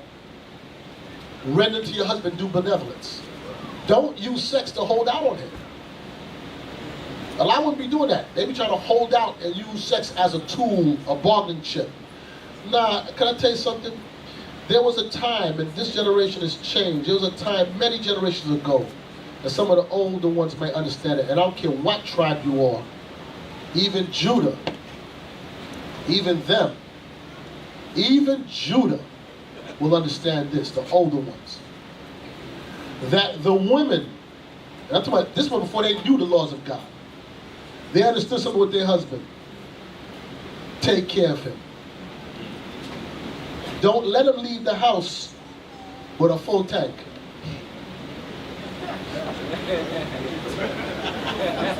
Fill his belly and empty his tank. So if he goes someplace, he don't eat no next woman food, and if he end up dealing with a woman, he don't give her his full strength. They had sense, even though it was wickedness back then, but you understand what I'm saying. You wouldn't be holding out. You crazy? It's like you putting friggin' a pipe and a lighter in front of a crackhead and tell him, be on your way. You sisters understand? Fill his belly, empty his tank. It says, render to him due benevolence. And likewise also the wife unto the husband. Read on. The wife have not power of her own body. Do you understand? Your body don't belong to you. You don't have power over your own body. Read on. But the husband, and likewise also the husband have not power of his own body. And you can't do that with yourself and hold out on her. Let some next man get up in her head and cause her to err. And whose fault is it? You. And whose fault is you if you hold out on your spouse? So the question was, how can a marriage work when there's so much temptation in the world? Well, it's going to be hard to work if you keep on taking care of each other and making sure that whatever problems you have, don't let that be the problem. Fix that. Read on. Verse 5. Defraud ye not one another, except it be with consent for a time, that ye may give yourselves to fasting and prayer. That's the only time that you two refrain from coming together. When you two are fasting, or anybody's fasting, and in prayer, that you're tending unto God. Other than that, it's the commandment of God on both ends, never to deprive each other. Now, why would you do that? Why would you deprive your spouse? You hate her, and you hate yourself, or you hate him. I'll leave that alone. Let's go on 2 Timothy. 2 Timothy chapter 2, verse 21. 2 Timothy chapter 2, verse 21. If a man therefore purge himself from these, he shall be a vessel unto honor, sanctified and meet for the master's use, and prepared unto every good work. Flee also youthful lust. Yeah, purge out youthful lust. That's what I said. What does she got? She got two breasts. Every woman got two breasts. She got a back. Every woman got a backside for the most part. She got a private. Every woman got one of those. It's only special when it only belongs to you. Flee the youthful lust. Purge yourself from that. If you don't purge it out your spirit, man and or woman, and you make a provision for it, you will fulfill the lust thereof. You will fulfill the lust thereof. And that's why a lot of times you get into wrong relationships, because the right things are not governing you. Flee youthful lust. Follow righteousness, faith, charity, peace, with them that call on the Lord out of a pure heart. It says, with a pure heart, with a sound heart. Flee that youthful lust. That's when you wasn't governed. You didn't know no better. But now you learn the laws of God. How can you allow yourself to get caught like that? How do you allow yourself to get caught like that? It's time for us to grow spiritually. Watch this. Proverbs 5. So after today, if any of you all, and I'm going to start with the sisters first, if you let any of these brothers get up in your head, and not all of them, well, let them get in your head, and you don't seek counsel, shame on y'all, you get exactly what you deserve. A brother in here is trying to talk to you or whatever, oh, sisters, another thing, stop looking for men out in the world and think you're going to bring them to the truth. Don't do that. Let them come in and learn first. Don't think that you're going to, and brother, don't try to find a woman out there in the world that you're going to bring it to the truth. By marrying her. Don't do that. That's dumb. You're dealing with an unbeliever. That's fornication. But anyway. Also, too, one thing for brothers and sisters proving, sister proving a brother, brother proving a sister. Don't be in here, you talk to one sister, you talk to one brother, you find out that, oh, they're not the one for me, and then a week later, you're trying to prove another brother or another sister. That's you having that provision inside of you. That's lust you're trying to fulfill as fast as you possibly can. That makes you a whore or a whoremonger. Two at the same time. Because you're really not trying to prove them and become aged together with them. You're just trying to scratch that itch you got as soon as possible. But you try to do it a righteous way, saying we proving each other. Or you were just talking to him a week or two ago. Now you already proving somebody else. You ain't even giving yourself time to move on from the brother that you were supposed to be proving at first. You're just looking for sex. And you're going to get jammed up in the worst way possible. I want to say something on that, on proving. There's a difference with being cordial with one another, I'm talking about the opposite sex. There's a difference between proving each other, and there's a difference between betrothal. Being cordial is you talk to brothers. Hey brother, how you doing? Single brothers, just talk. Proving is both of you are knowledgeable to the point that you both understand that we are going to find out what do we have in common. We're trying to find out something about each other. And in that you might find out he's not my type or she's not my type. And then you decide it's not going to work. Cool, no problem. All's fair. But what you should do from that is take a step back and then re-examine yourself and say, what is it about me that, or what is it about him? Let me go. What is it about me that maybe he didn't like? Or what is it about him that I didn't like? What did I learn from that in it that I should see that I shouldn't go that direction? Why did I see something in initially? Was I driven by my lust? What was it? Because everybody read the Bible don't mean that they're your type. You can have a righteous man, there's nothing wrong with him, he's just not your type of man, or she's not your type of woman, and it's no harm, no foul. But you should always, if you're at the proving stage, at least step back and re-examine. Because if you don't re-examine or take a good hard look at it, and you move on to the next woman or the next guy, you're going to make similar mistakes. You got to ask myself, why did I get to that point where I decided not to? Or how did I get to the point to even say, let me prove it? There was something he said or she said that made me consider, and now I'm seeing a side of them, and I have to make sure that I don't, maybe there's something, a vibe that I give off, that I attract that kind of woman. It's self-examination. And I think that's what the officer's trying to tell you. Stand back for a second. There ain't no rush. Trust me, he ain't going nowhere. It's not a rush. It's not a rush because these decisions you're going to make is going to be lifetime decisions. Listen, the children that are born to you, that's the God's will.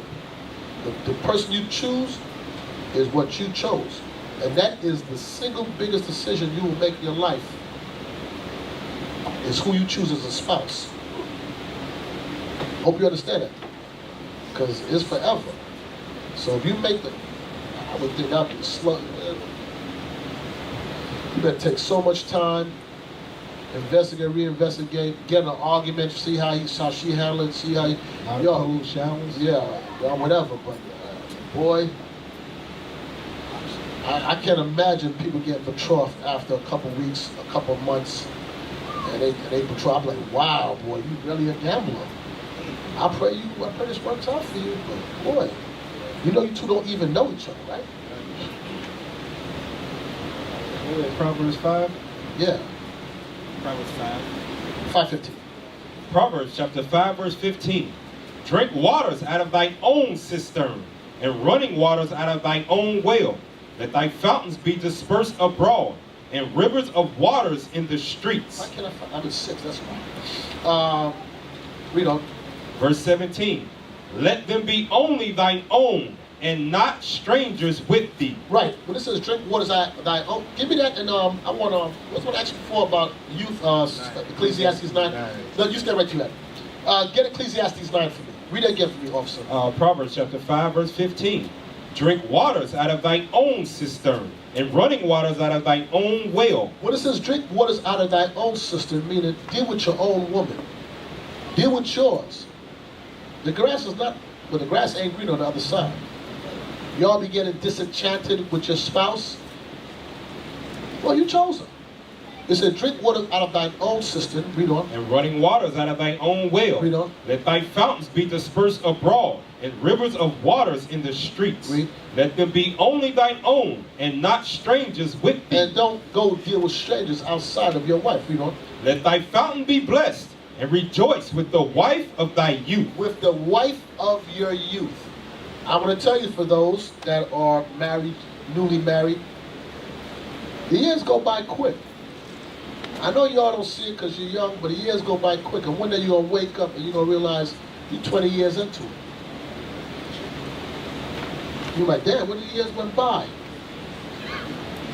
Make good memories. And whatever bad memories you have, you better compound it with good ones now. Because life is short. Now, you can have 20 years of just headache or make it right. But at the end of the day, you two together. But you're going to wreck the marriage. With the wife of thy youth, read on. Verse 19, let her be as the loving hind and pleasant roe. Let her breast satisfy thee at all times. Let her breast satisfy thee at all times. And be drink water out of thine own cistern. Read on. And be thou ravished always with her love. And be ravished with her love. Well, sisters, I want to say this. For that man to be like that, you got to be pleasing.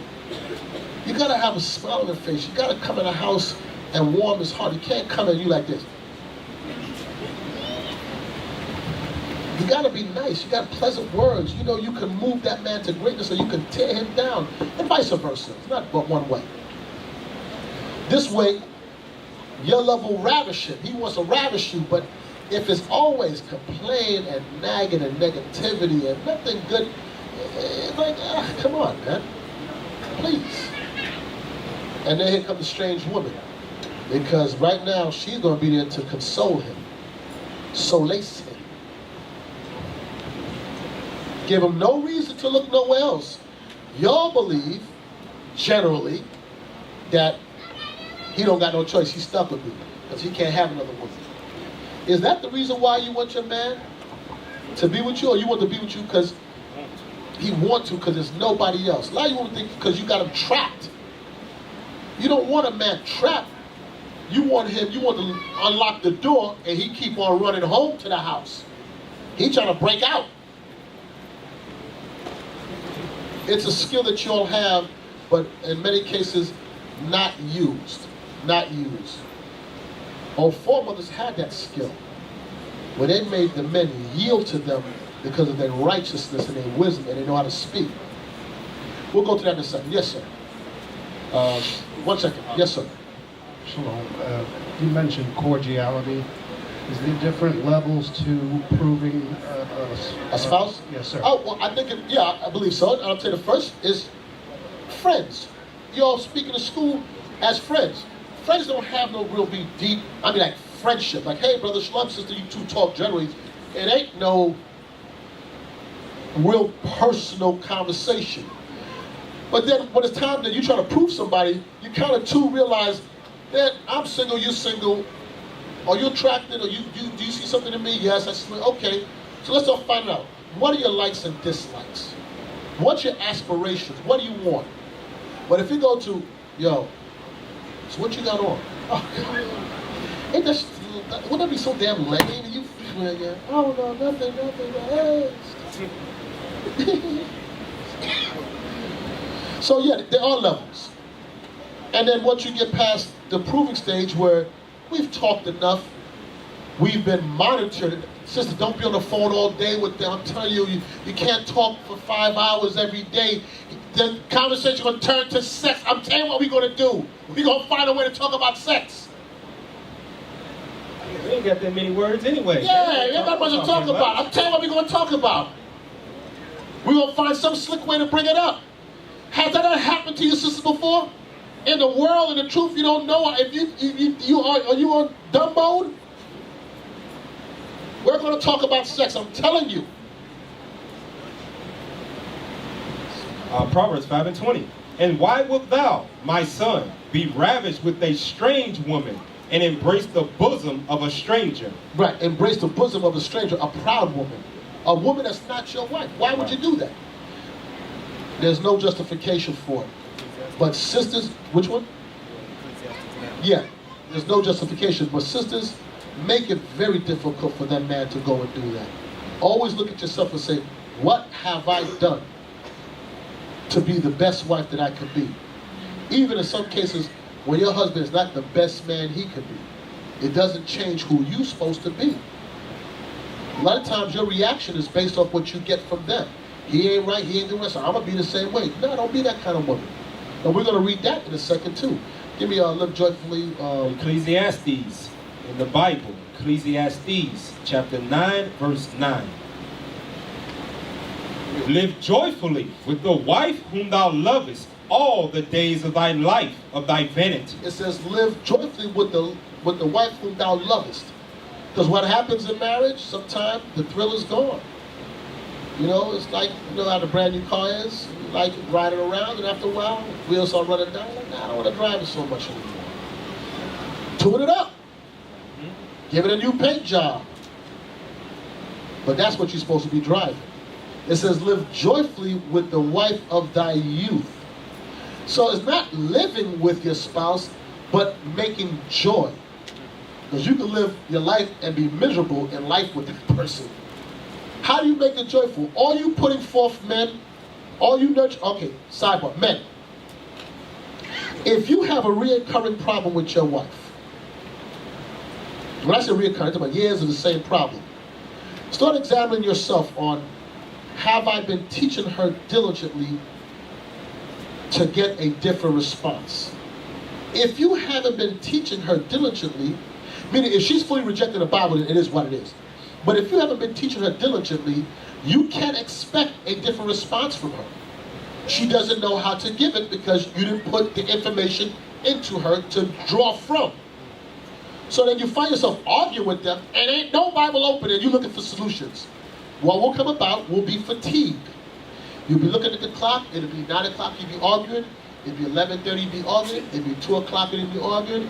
And you're like, I gotta get up for 5:30 for work. You're like, tired to go to bed. And there'll be no solutions. Who's been through that before?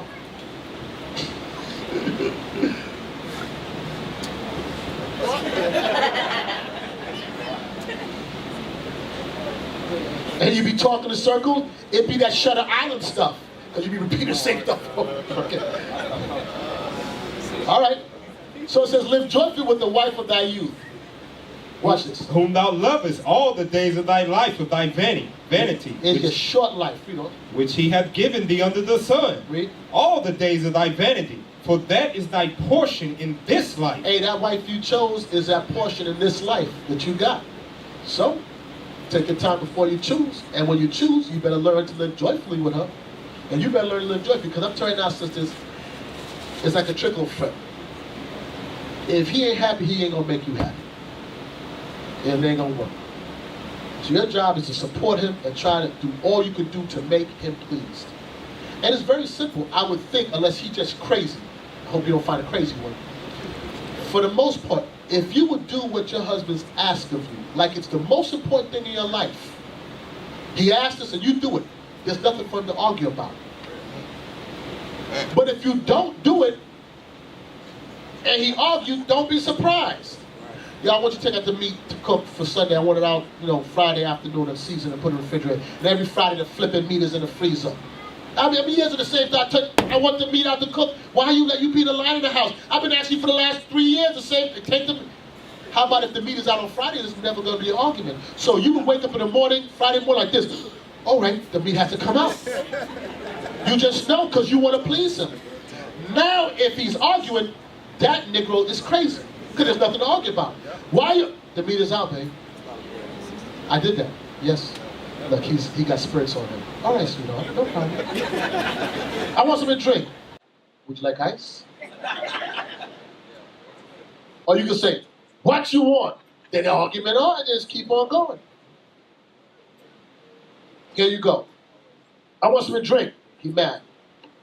You don't say nothing. You go. Why do that? Say, my Lord, here's your refreshment. Hold on 1 second. Cover my head. Most High Christ, bless the drink for my husband, please. You'll cut him at the core. You'll cut him at the core. I prayed for it. You don't got to worry. I prayed for it for you. You don't even understand. And then later you come back and say, sweetheart, can I get the card? He's going to be hard to say no. But if you go like this, and it'd be lukewarm, it'd be tap water, warm tap water, nigga. And then you come later, I need some money. Man, move from me, man. Watch this. 1 Peter 3. 1 Peter 3. That's what you holding? Yeah. You want some? You want some? All right, 1 Peter 3. You know, I share. You don't feel that. When you ladies gonna learn to work what you got? I ain't talking about no sex. You gonna learn something using your heads. Y'all never gonna win against him. He the Lord of the house. You gonna argue. You always gonna come out a loser then. So there's more than one way to skin a cat. 1 Peter chapter 3, verse 1. Likewise, ye wives, be in subjection to your own husbands. That's where your problem is. 1 Corinthians 11 and 1. Give me that. The order. 3, 11 and 3 is. 1 Corinthians chapter 11, verse 3. But I would have you know that the head of every man is Christ, and the head of the woman is the man, and the head of Christ is God. That's the order. That's the order divinely sent down by God on the earth for us to follow. And we will stay in this captivity until we put this back in action. God, Christ, man, and woman. And for the most part, we don't have a problem with God, Christ, and man. Is the woman part right there. Is where the variable is. That's where the problem is. And not in all cases is the woman's fault, because the man doesn't, one, carry themselves like God's they're supposed to. And it's because you just don't know. And you're being retaught now. And you women don't know how to carry yourself like women because you're being retaught. And you're learning. So you two can learn together and let God govern you. But the problem is right there, that man and woman. Because the white man told you all that you're equal. And he'll pay you more money and he'll give you more privileges than the man. So you all decide to raise up against us. Because the white man has made the black woman his lieutenant. And you all love it. They've taught you. You ain't above us. You ain't equal to us. And that was God's choice.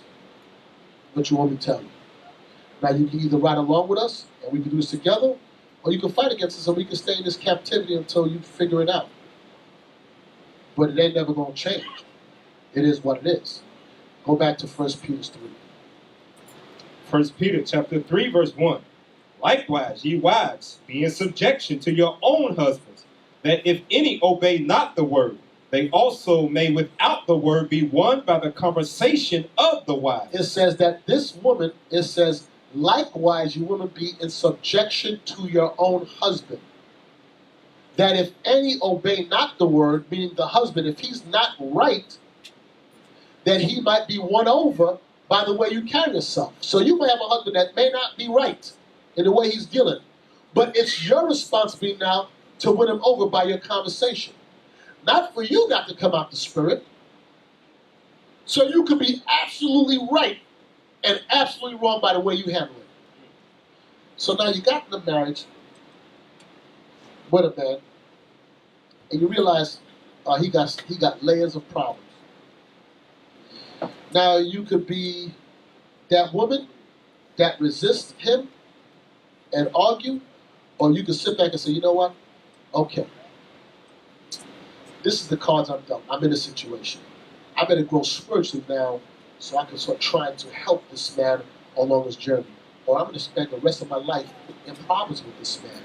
He's stupid as hell. But you know what? I'm not going to say to nobody. I just know that myself. But it's all right. He's my stupid man, and I'm going to guide him up in these scriptures to make. But I'm not going to tell you stupid. I'm going to tell him he's great, and I'm going to show him how great he is. I'm going to nurture him. That's skill. Or you can tell that he's stupid and have problems. Men, you have a wife that you got to guide up. And sure, you know, boys, you don't know this. I'm about to guide her. Or you could just beat her down and not raise her up, because you need her to come up to where you at.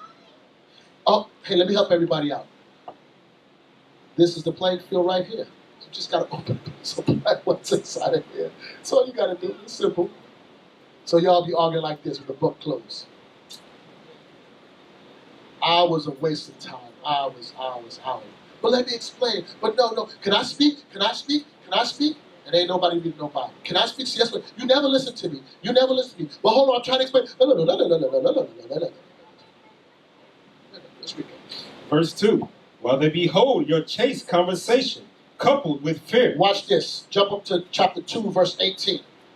1 Peter 2, verse 18.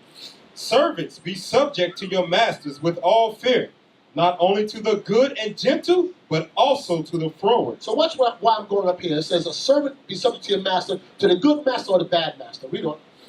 For this is thankworthy if a man, for conscience toward God, endure grief, suffering wrongfully. Now it says, for this is thankworthy if a man suffer for conscience toward God, endure grief, suffering wrongfully. So you're suffering wrongfully as a servant. And this is thankworthy with God. Read on. Verse 20. For what glory is it if, when ye be buffeted for your faults, ye shall take it patiently? But if when ye do well and suffer for it, ye take it patiently, this is acceptable with God. So if you get buffeted for something you did wrong and you take it, so what? But what is it when you get buffeted and you didn't do anything wrong and you take it patiently? This is acceptable with God. Chapter 3, verse 1. Likewise, ye wives, be in subjection to your own husbands. Even if you got a husband that's out of order, you still got to be in subjection to him, just like the servant got to be to their master. Likewise means exactly like you read before, you got to do the same thing. So minimize the chance that you're in a situation with a man that's walking wrong. Be patient. See how he handles himself. See if he's one of those brothers that's violent, can't control himself, yells. You're not going to find out first because we're going to say we're going to hold the door, we're going to do everything. I keep on saying the same thing over and over again. You got to have a little problem before you get married with him. It says in marriage, we just read that, Trouble in the flesh. there's trouble in the flesh in every marriage. So before you get there, and you two trying to find out where you at before betrothal, you talk enough that you figured him out and you see what she's about. Y'all investigate it. And then you make the best educated guess that you can make based on multitude of counsel. The scripture says that a multitude of counsel is safety. So if it's something of God, men and women, all the leadership will say that's a good move. I see that. Y'all took some time, you talk, okay, yeah, he's in a good place. Yeah, she's in a good place. If somebody said, I'm not too sure, then you say, okay, pump the brakes, let me hold back. But the day you say you betrothed, oh man, it's over. You say like back in the world, you get engaged and break up. Once you two say you two betrothed before everybody, we know that, that's it. There's no do-overs. Do you understand that? That's before he even sleeps with you. Do you understand that? So you can be betrothed 20 years, and there's no coming out of it. Why, brothers, is she's stuck with you, bound to you, just off of betrothal. Why is she bound to you? Brother Amir. Scripture says if a man vow, like you gotta hold up to it.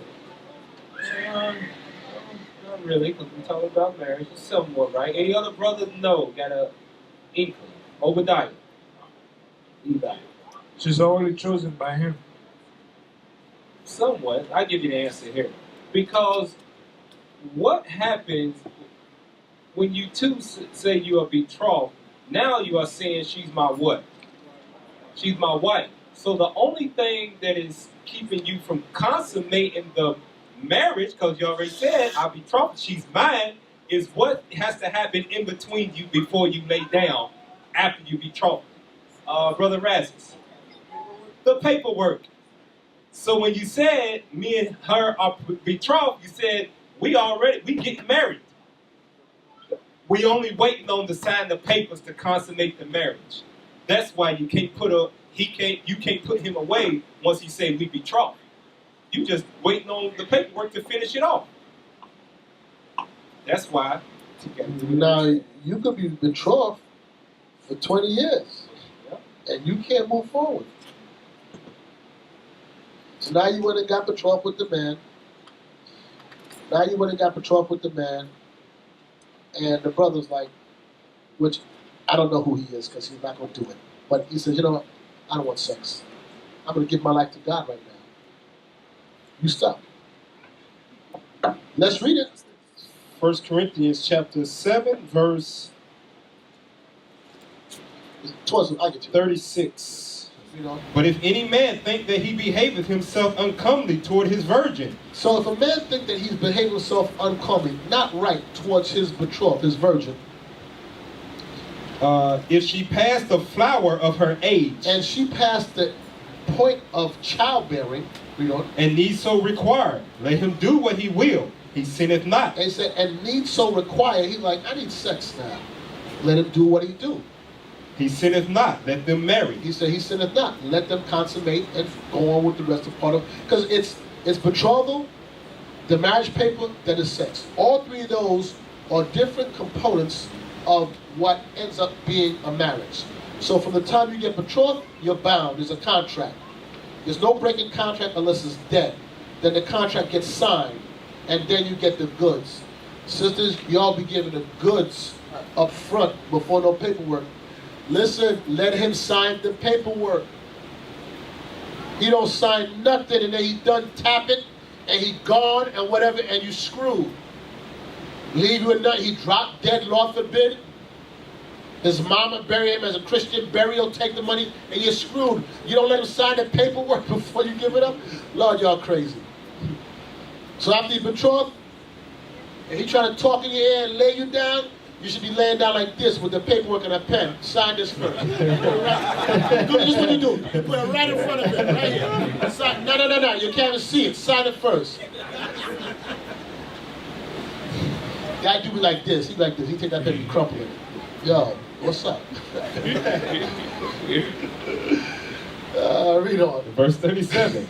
Nevertheless, he that standeth steadfast in his heart, So if he stays steadfast in his heart, read on. having no necessity, He have no need of sex, read on. but have power over his own will, He can control his sex. He don't need it. and hath so decreed in his heart, And he decreed in his mind, that he will keep his virgin, doeth well. he said, I'm going to keep you a virgin. I ain't never going to do it. So guess what? You locked. So the day you get me here and says, I want to make it, brother get up and say, I want to make an announcement. Me and so-and-so are betrothed.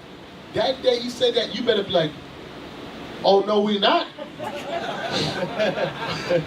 I didn't speak to Officer Carr about that. I don't know what, he betrothed to something, but not me. Oh, but if you say yes, Lord, that day we all hear that, and we know it to be true. Don't come back next week and tell me, nah, I found out that it's not going to work out. And so what, ho? You laughing. We serious about it. There's no turning back then. So the day he said that, you better be fully persuaded, fully convinced, after thorough investigation and getting counsel. Over and over again, and you're like, okay, I'm going to take my chance with this man. Okay, I'm going to take my chance because I spent time in getting to know this person, and there's nothing more I can know about them other than the part that comes after the paperwork. It's the only part of him I don't know. I don't know of her. Everything else I pretty much know. You understand that? Or do it your way. Let's see how it works out for you. Let's go back to where I was at Peter's. 1 Peter chapter 3, verse 2. While they behold your chaste conversation coupled with fear, whose adorning, let it not be that outward adorning of plaiting the hair, and the wearing of gold, or of putting on an apparel, but let it be the hidden man of the heart, and that which is not corruptible, even the ornament of a meek and quiet spirit.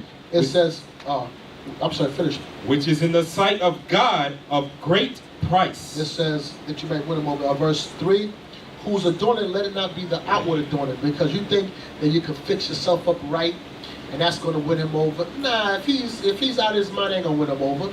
It got to be a conversation. When he's acting like a fool and he's doing things wrong, you stay in order. He coming, he's out of spirit, you still do the things that were supposed to be done. Yes, my Lord, you know he's bugging right now. But I'm just going to do my job. No problem, my Lord, I'm just going to get it done. Yes, sir. Okay, what you need, this and that. All right, he's right. Okay, I'm just going to do what I got to do. It says, let it be the adorning, whose adorning, let it not be, I can't say. The outward adorning of plaiting of hair, and of wearing of gold, or of putting on of apparel. Read on. But let it be the hidden man of the heart, in that which is not corruptible. Listen what it says. Let it be the hidden man of the heart, ladies, which is not corruptible. It's very easy for it to be corrupted if he's not right. It will put a spirit on you that you ain't right now. Don't let him pull you out the spirit. You still stay right. Because, like I said, you could be right, but the way you handle it will make you just as wrong. So don't make it be the corruptible, but let it be the hidden man of the heart, meaning in here. He's not going to move me away. That's why I said, don't be no dumb women. Nah, he ain't going to move me away from God with his foolishness. He can act up. I'm going to stay right. I'm going to walk right. Because at the end of this, that's him answering to God. Yes, he says that later on. It's a heavy chapter right here. And if he don't get right, I pray for him. But God may deal with him. Yeah, you read about that in the scriptures. I'm trying to, yeah, right. Remember Abigail? Yeah, Nabal was a fool. Nabal didn't want to get together. But she still saved his life. And she didn't embarrass him. She didn't try to embarrass him in front of his friends or whatever. And he never got it, he never fixed it. And then he dead, and David scooped her up. Some of you men ain't right. Be the next dude in here. You be dead off and gone. God forbid. The next man be scooping like, oh, I married David. But she stated her order, is the point. Read on. Even the ornament of a meek and quiet spirit. That's the point. That she has a meek and quiet spirit. Because some women, you can shut up. Well, I don't know about that. It's hard for you. But you can, for the most part, you can, I don't know. It's here, man. You women can't shut up. Not all of you. Most of you. Like your mouth, that jaw reaction, it just keep on moving. You know, you react easy. You provoke easy. You have to respond. But let's just say you, for lack of better words, in a perfect world, you can shut up. Right? But in your spirit, if you can't be quiet. So in other words, you can look at him and be like, and your spirit ain't meek and quiet. You got to look at him and know that he's wrong and be like, I pray for you, I love you, get right. And that's hard. Because of showing your faith. Here's your food.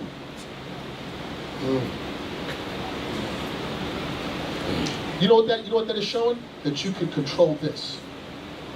You can control your mind, that it doesn't show in your face.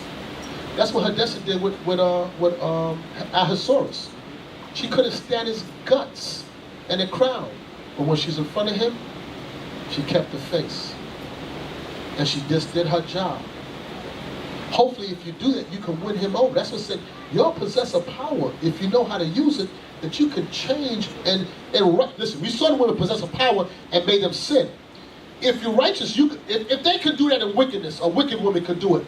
How much more can you do in righteousness that you can mold your man into what you need him to be for God? Not for you. Not for you, because that's what y'all want to do. Y'all want to use the crutches and try to mold him to be what you want for him. For you. You better mold him for what he needs to be for God. And in doing that, he'll be right for you. That's right. Y'all be using that stuff and trying to mold him to make him into a friggin' puppet. Bring it out and put it back in and bring it out again for you. Y'all don't have the right mind. Raise him to be that God on earth. You need him to be like that. To make your marriage right. Because if you mold him to be what you want for you, you're a Jezebel. You're a Jezebel. And you bewitched him. You're his helpmeet. You're supposed to have his mind. And if his mind ain't right, you fix his mind with wisdom. Or you live a bad marriage for the rest of your life. Where are we at? Verse 5. For after this manner in the old time, the holy women also who trusted in God, adorned themselves, being in subjection unto their own husbands. The women of past was like that. They was in subjection to their own husbands. You want to be a daughter of a certain DOS meetings? Can I ask a question? Jesus, which one of y'all go to DOS meetings or Titus 2? What do y'all call it now? Yeah, you all be in it, right? Why y'all be crying at every meeting? Every meeting have somebody in there crying. You know, come on. What's I crying for? Life is that bad? Marriage just be that bad? You'll be crying. Like, your chest, I can't stand it. I'll be telling my wife, every time I see the meetings, there's somebody in there crying. And some of y'all be going, let me say something. Oh, God, I got supposed to say. Sisters, be careful what you be saying to them daughters saying to me. I'm telling you, some sisters be giving up too much information. I'm telling you, be talking too much. It's going to come back to bite you. Sometimes I heard her times when I was like, oh, God, if her husband know what she just said, Lord, I'm telling you now, listen, have a counsel of one. Certain things you express, I understand you want edification, but some of them don't be edification, some of them be masked with venting. Yeah. And I be hearing it, and I be laughing. I want to tell some husbands, boy, if you know what your wife was just saying in there, love, boy, you won't be talking too much. Run your mouth. A silent and loving wife. The gift of the Lord. Yeah. Verse 5. For after this manner in the old time, the holy women also who trusted in God, adorned themselves being in subjection unto their own husbands, even as Sarah obeyed Abraham, calling him Lord, whose daughters ye are, as long as ye do well and are not afraid with any amazement. The amazement that you're not afraid, because the world's a certain way, the one way, but you're going to be in obedience to your man. And you men got to be good men. Just like they got problems, you got problems. Now, if you don't even know, some of you men be grown men. I always say this about the video game. It's hard for a woman to look to you as her lead, her guide, and you're a big clown. Play, everything is play, game, video game, and come on, man, mature. No, I can't say that. Well, yes, I can. Be that serious man, Astoria man that she looked to as a guide. But if she don't see like that, she may not say it, but she always please, man. She need a lion, a righteous man. Not a lion in the house, but a righteous man that she respects and honors. But if you don't carry yourself like that, you there years and you still don't know the scriptures, you can't explain, you've been fumbling around here. If you're here for years, you should be leading. In some capacity. I'm not saying everybody's going to be officers, but in some capacity. But if you're here 5, 6 years old, you ain't nowhere. Come on, man, you're a joke. Come on. Verse 7.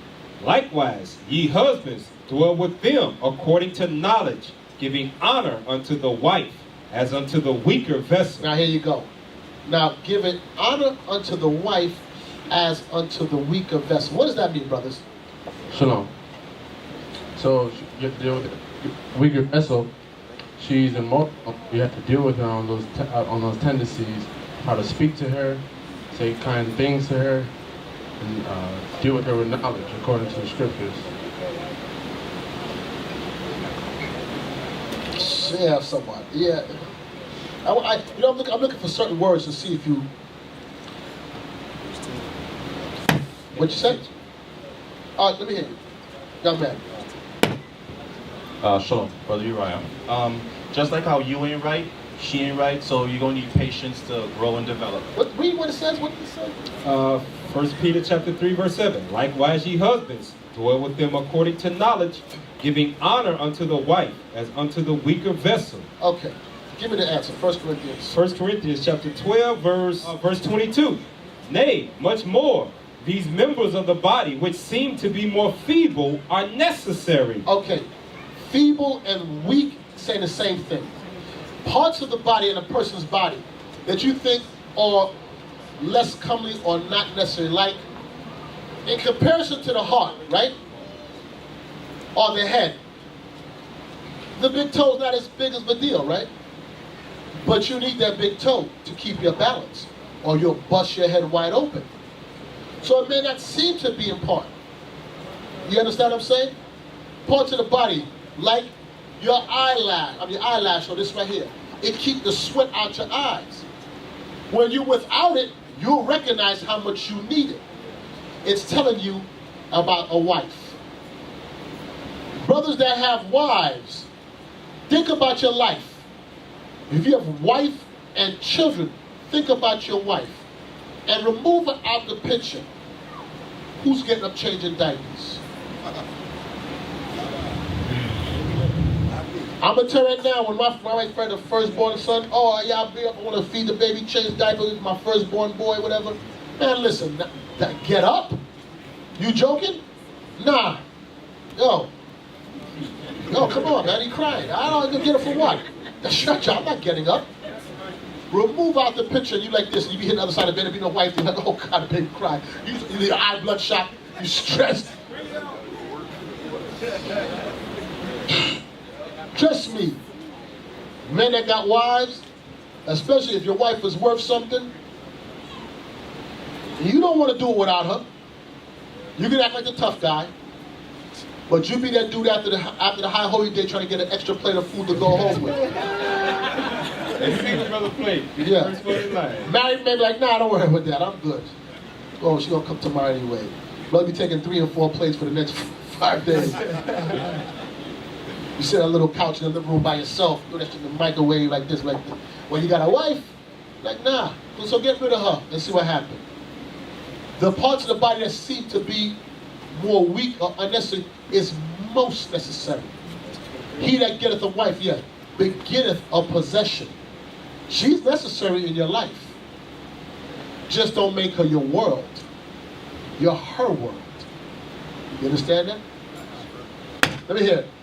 Verse 23. And those members of the body which we think to be less honorable, that's right, upon these we bestow more abundant honor. Okay, upon these, I'm giving you an example now in the body here. Okay, I walk through the door, everybody want to stand up and listen. I ain't the big one here. You know who the big ones in here is right now that you get the more abundant honor to? Because after I sit here and eat and leave, there's some brothers that staying back and cleaning this place. There's somebody gonna keep that bathroom clean.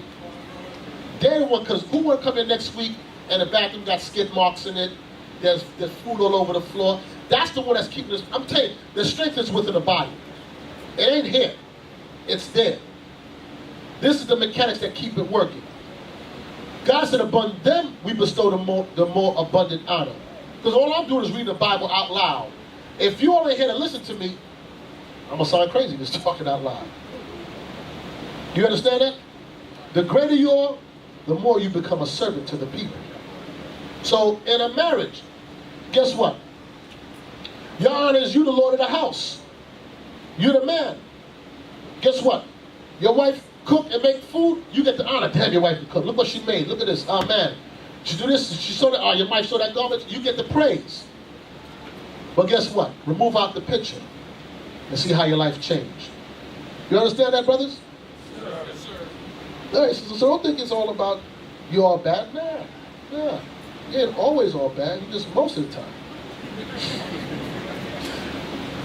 I'm just joking. Read. Go back to Peter. 1 Peter chapter 3, verse 7. Likewise, ye husbands, dwell with them according to knowledge, giving honor unto the wife as unto the weaker vessel. Now you understand that, right? So you're supposed to love her. If she's doing right by you, you do right by her.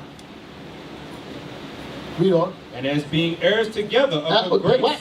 As being heirs together of the grace of life. So if you're heirs together with the woman, you better bestow upon her the more abundant honor. Because you two are doing this together. Brothers be acting like, nah, I don't need her. I'm like, I don't need her. Yes, you do need her. If you want to build your house. Now, need her to the point that you're going to run at your witch fund? No, not that.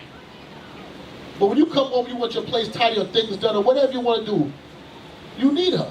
Because you two are building a possession. She's joint heirs with you. Read on. That your prayers be not hindered. And then you wonder why things don't work.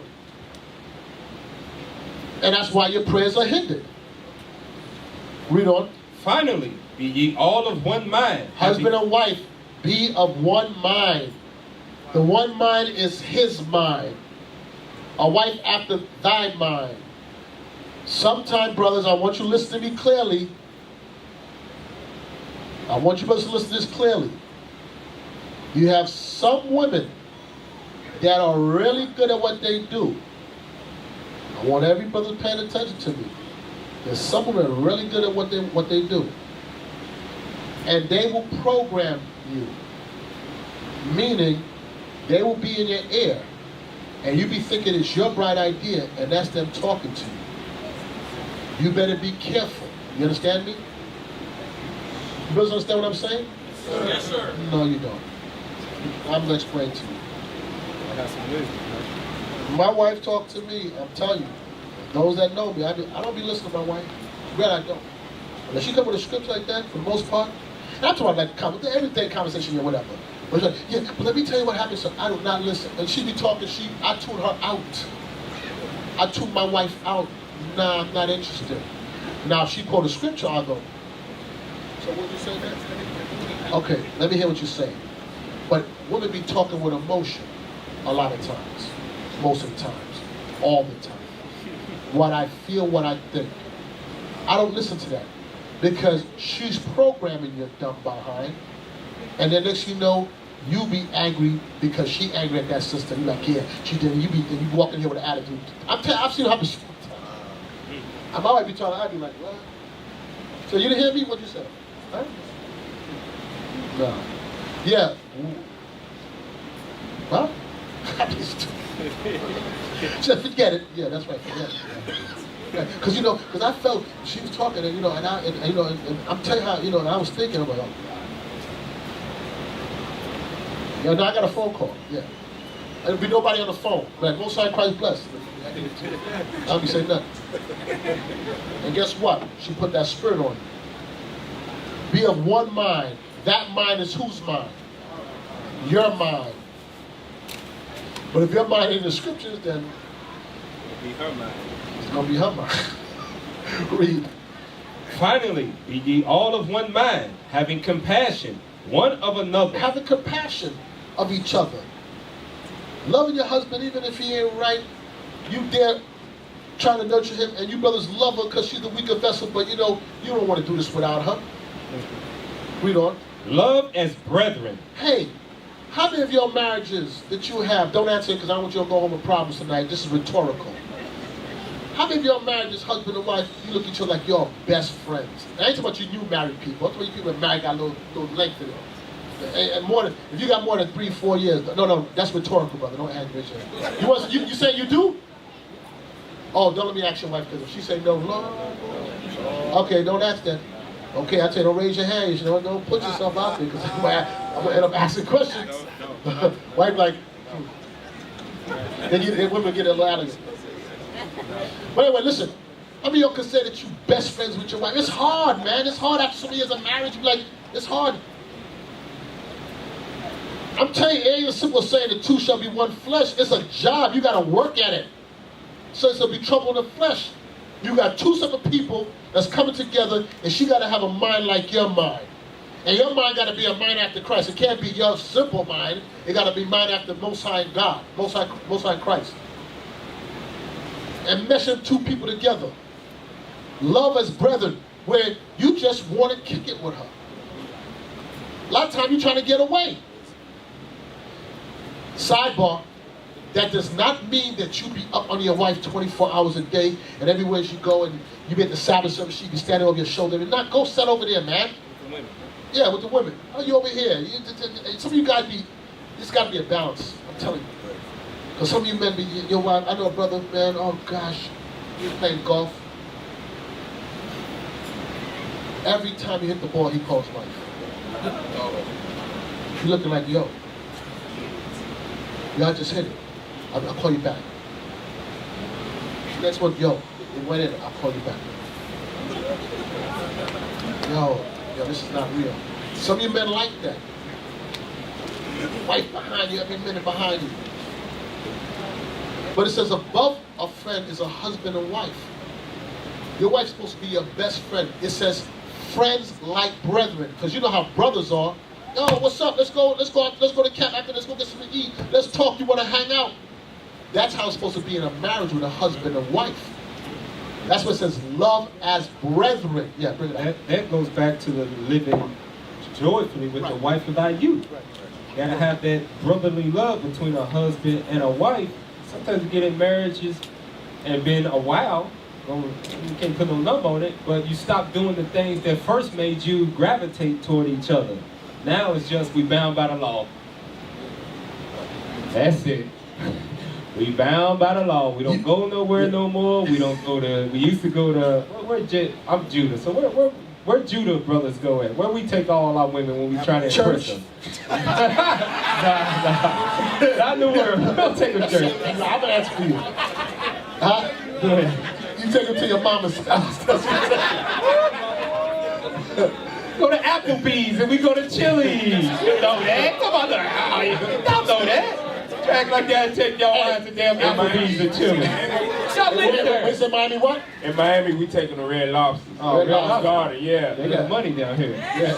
I'm from Kentucky. We went to Dago Applebee's. We went to Olive Garden, me and Zahara once or twice.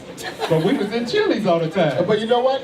Whatever it was that made it fun for y'all, Still do that thing. You got it. I'm telling you for men on all sides. Maybe not all men, but I'm speaking for myself. You get disconnected from that stuff because you get caught up with everyday life stuff, and you kind of lose focus on that. I done got the milk, you know, whatever. I'm good. I'm not, but they need that stuff. I'm gonna say we need it, even though we don't think we need it. You do need it. I'm telling marriage is a work for those that have been married. For you young married people, it's a job. It really is a job. So what the officer was saying, what was it that made it happen? Don't forget that and keep trying to rekindle that. Because you will get lost in life. With children and work and the church, you get lost. You forget that part of it. It says like as brethren. Brethren, yeah, that's what so it's going brothers hang out. Do you hang out with somebody you don't like to hang out with? No, you don't hang out with nobody you don't like to hang out with. But brothers, we ready to get together all the time. Right. Lord said, do that with your wife too. And why do you always get together? Because you all have the same mind. You're about the scriptures. You're about the same thing. Every beast consorted with its own kind. So with the wife, when it says as like brethren, you got to have the same thing. Your interest got to be his interest. If he's history, you want to learn everything. Listen, sisters, use your wisdom. He like to teach about prophecies. Look at the news and say, babe, I saw they was talking about North Korea today. You know, can you edify me? Even if you know the flipping answer already. Did y'all get that butter, sisters? There's a lot of butter right there that was spread. Pay attention. So learn that. So that when you come in and you already know the answer, what about North Korea? You already know the answer already. But I want you to show me, teach me a bit. And he's like, yeah, that's right, this teacher, hold on. Look at my Bible. But hold on, babe, before that, I need you to, here's your food, I got it ready. I want you to eat and be strong, you know? Yeah. And as he teaching you, you done got the precepts, you know, you're like, yes, my Lord. Yes. Y'all be like, I know that already.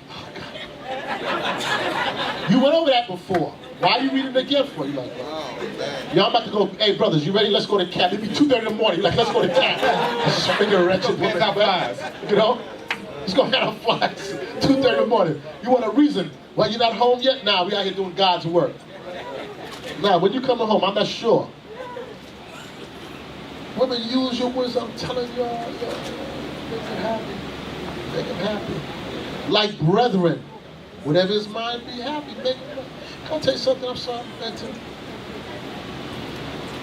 There was a generation ago, and I'm not going to take no shots at no tribe, even though I want to stick it to Judah, but I'm not going to do this. But there was a time, I know all you elder Benjamites, all you elder Levites, and even the elder Judites, if there's any, is there any elder Judite women here?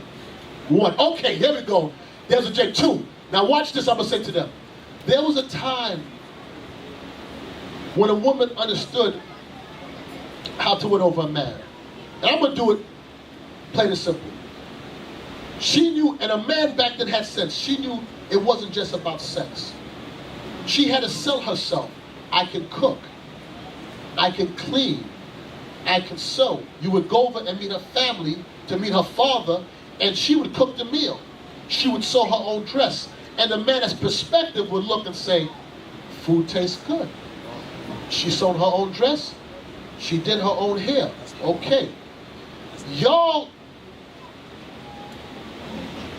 Judites, I'm sorry, I don't mean to make it, y'all start tricking. I pay for your nails, I pay for your hair, I pay. I ain't take you out to eat. Cook, let me see if you can cook. Can you mend my clothes? You put my clothes in the wash. You see the pants got a hole, and you don't even take it out and sew it. It just get bigger and bigger. I should have to buy a next pair. I just bought it. That pants can last for 2 years, man. Y'all lost that. But it's for you elder women to teach these young women how to do that stuff. That's right. And it's for you men to demand that from your women. Shirt go in and out the wash with the same hole right here over and over again. Let me tell you something. Boy, I'm telling you something. I don't know about all you men from the Caribbean, but when I was a young, I learned how to sew. You learn to tack your pants.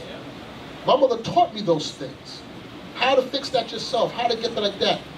That's why a lot of Judeans be dependent on your woman. That's why y'all singing love songs all the time. I'm telling you. You're right. But hold on, let me get back to the point. We didn't learn that stuff. I know, we didn't learn it. America corrupted you. And then when we came here, Benjamin Levi learned the same thing here in America, turned out the same way, and then take that crap back there. But anyway, here's the point. That you want to be lovers, brethren? Let him come home and see his garment fixed. That little one thing right here fixed. And he didn't ask you. Because you know what? Your mind is out there. He's representing your household. You're representing him. That's not how you two gonna be like friends. He gonna be then when you ask for whatever, he can't tell you no. If he tell you no, he crazy. He crazy. Simple things. Y'all will miss that stuff. It'll be over your heads. Yeah, if he's a godly man, Yeah. his spirit will convict him. He'll be cut. He'll be cut. Hey, man, I gotta get myself one over body conversation with the wives. Y'all will see that hole and don't fix it, get bigger and bigger. Like I didn't see it. If you did see it and you wash his clothes, shame on you. And if you did see it, didn't fix it, shame on you. Your whole being on this earth is to serve that man and be his helpmeet. And your whole being on earth is to serve Christ. What else y'all got to do? Be his lovers, brethren. Be pitiful. Be courteous. Not rendering evil for evil. And that's what happens. Some of you men be bitter. Colossians 3:8, I think it is. Is that it? Bitter wife? Or be bitter not towards your... Is it Colossians 3? I know it's Colossians something. Just tell me out. Thank you. Colossians chapter 3 verse 19. Husbands, love your wives and be not bitter against them. And that's a lot of you men. You'll be bitter against them. Love your wives and be not bitter against them, rendering evil for evil. Let me ask you a question in marriage. What does that amount up to? You both rendering evil for evil against each other? Don't you know you all destroy? If you destroy him, you destroy yourself. You know if you destroy her, you destroy yourself, you destroy the marriage. Don't you know you two are bound together? So if one hurt the other, you hurt yourself. There's no benefit in it. Unless you see yourself a separate entity away from her. Then wait a second, I thought the two that was bound was one flesh. How can you hate your own flesh? Go back. 1 Peter chapter 3 verse 9. Not rendering evil for evil, or railing for railing, but contrariwise, blessing, knowing that ye are thereunto called, that ye should inherit a blessing. That you are called that you can inherit a blessing together. Now I'm going to tell you, we talked a lot today on a lot of stuff. And I'll be honest with you, I'm not even halfway through right now. Marriage and who you choose and how you carry yourself before marriage is a topic that you can never teach enough. Hold fast what you heard. For you single ones, for you married ones, what you got to do. Hold fast, rehearse these things, go back over the scriptures. Give me Proverbs 18. Proverbs chapter 18 verse 22. Whoso findeth a wife findeth a good thing, and obtaineth favor of the Lord. It says, whoso findeth a wife findeth a good thing. You know what it means? When it says, whoso findeth a wife? Because you got to shift, you got to shuffle through all these women out here to find a good woman. It ain't easy. To find a good woman for you, meaning it says, make a help me. Like unto himself. Like unto himself. Because there may be a lot of good women out there, but she ain't the good woman for you, for what you need her to do. Some of you men will have a wife and you don't need her to be a super strong cook because that's not your thing. Some of us, we need, like my wife got to be a good cook because I would be a miserable husband. That's what I want. Some of you need a wife that is a working woman that go out there. To go out there, that's what you need. But if she don't have that in her, So you got to navigate. Some of you need women, you need a strong man that's domineering to keep you in check. Because some of you women are very strong-minded. If you have a weak man, it will allow you to become a Jezebel. I'll take some of you women, your husband that's hard. That tells you, keep quiet, shut up. You got that man that says, oh, but babe, you'll swallow him. You'll swallow, his spirit too timid for you. Some of you women need a more delicate man that talk to you and say, well, I don't know about that. I can't process. But you know what I mean, right? You need one that may be a little more, what's the word I'm looking for? Help me out. Charismatic. Whatever it might be. Some people don't need that. Whatever the case may be. But it says you got to find out. If you find a wife, you got to find one that's right for you. And it's never going to be behind that. That mind, not that mind. This mind. Read it again. Whoso findeth a wife findeth a good thing, and obtaineth favor of the Lord. And what? And findeth favor of the Lord. And findeth favor. If you find a good one, you found favor from God. Because you're going to go out there and gamble, roll the dice, and come up craps. If you find a good one, man, you found favor from God. You understand that, brothers? Yes, sir. Wesley, we'll wrap it up in about a few minutes. Go from that to Sirach 26. Let's go over verse 26. We'll jump back. Sirach chapter 26, verse 26. A woman that honoreth her husband shall be judged wise of all. A woman that honors her husband shall be judged wise of all. That's the kind of wife you have that honors you in word and in deed. She has to honor you. I'm telling you something. A lot of brothers, y'all be honoring your wife, which I'm not going to say it's bad, but it'd be too much. And your wife will not reciprocate. Openly. Brothers be professing their love to their wives openly. And I will say it's Judah. Yeah, you know what I'm saying. I ain't going to go into That's Judah. I've seen a bunch of betrothals. And Judah man said, I love you. With all my heart, mind, and soul, I give a life to her. She's like, I'd be like, yo, take the mic and say something back. She's like, yeah, me too. Y'all Judas be taking a knife, cut, and pull out your heart and hand it to her. Now she's like, just put it down right there. I ain't want to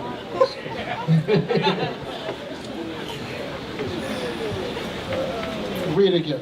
A woman that honoreth her husband shall be judged wise of all. Your sisters should always speak highly of her husband.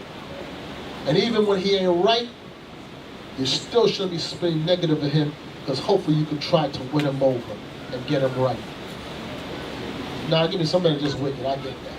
But I'm trying to say, a lot of times men, they go through phases and they making wrong decisions, but they love God. They're making just bad choices right now. They just got to fix it. But y'all be taking that as a moment now to figure run him into the ground. For what? That's your marriage. Into the ground. You need to help build him back up. We don't. But she that dishonoreth her in her pride, him in her pride, shall be counted ungodly of all. She dishonored him in her pride. Her pride is she doesn't want to humble down to what the scripture says. 1 Peter 3. In her pride, she said, no, no, no. She shall be counted ungodly of all. Your whole being is to honor your man. So let's go all the way back. Be careful who you choose. Because you might have to honor a fool. Go figure. Jump back up in the chapter. We're going to have a couple more verses. I'm going to let it go. Sirach 26, verse 13. The grace of a wife delighteth her husband, and her discretion will fatten his bones. Her what? Her discretion will fatten his bones. A man likes a woman. A man should love a woman that is discreet. Sometimes, and I'm going to give you an example. You have problems with your husband, you be discreet. You handle that business at home. You don't be here. I'm going to be in the car.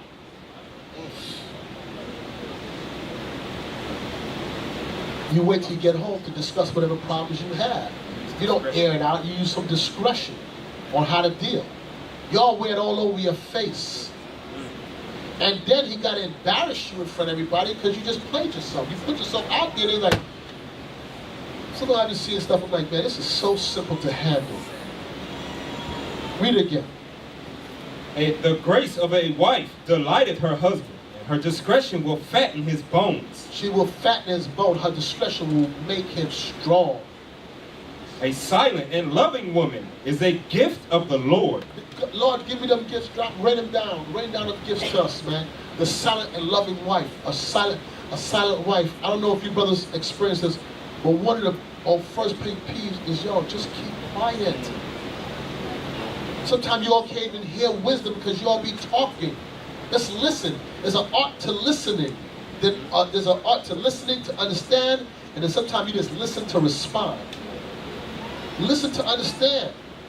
But you got to be full of scriptures, that's what I'm saying. Listen to understand. A silent and loving wife is a gift from God. Why is it saying it's a gift from God?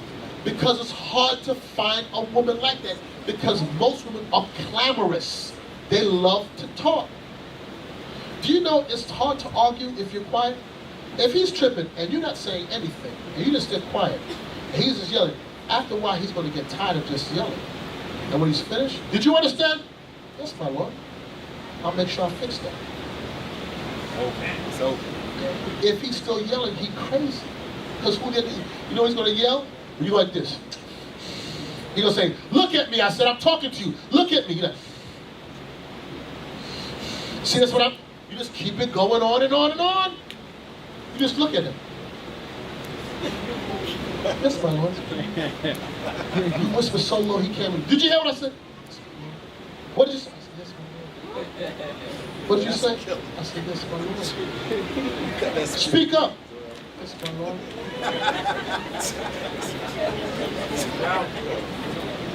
I'm trying to be that silent and loving wife. That's what you said. You be like, yes, my Lord. Yes, my Lord.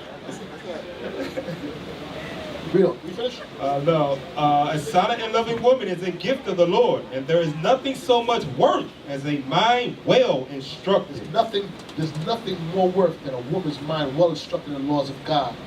You be in them scriptures, you like, boy, he talking, let me act. And can I read something to you, my Lord? Oh no, well, you read it, explain it to me. God. I hope y'all women will pay attention, because one thing all of us brothers in here, now the Lord done filled us with the Spirit of God, some understanding. Brothers, we love to teach. Right.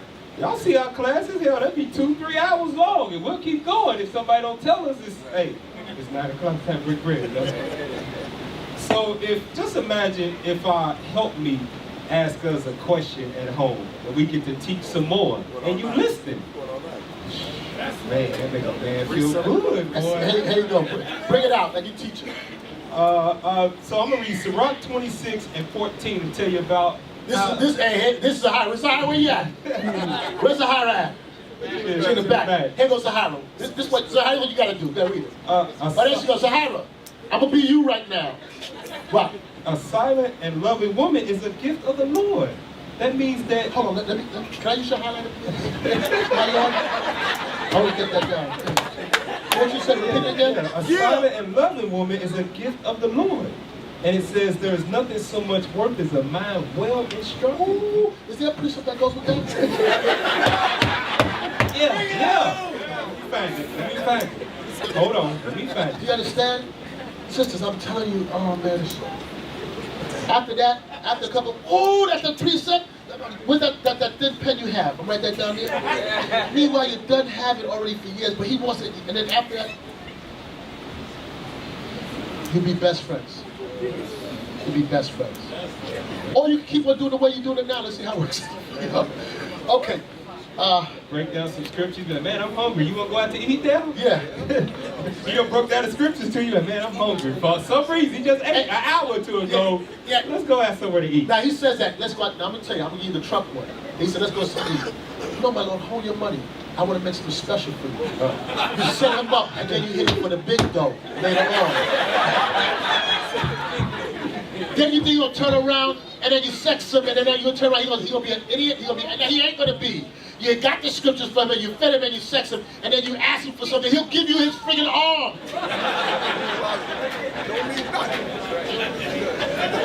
All that stuff that you've been yapping to him about that he ain't really trying to do. After all that stuff been done, he's like, hey, I need a house payment. He's like, I'll pay. He can 2:30 in the morning. He can tape on the wall. That stuff you was talking about, yeah, I think I'm gonna start doing that now. I'm gonna look into that some more. And then you quiet afterwards. You don't talk. And then when you do speak, you choose your words wisely because your mind's well structured. You know, you think you can pay? He's not going to go, no! He's not going to act like that. He might say, not right now. All right, when you see fit, my Lord. You cut him. I'm telling you. When you see fit.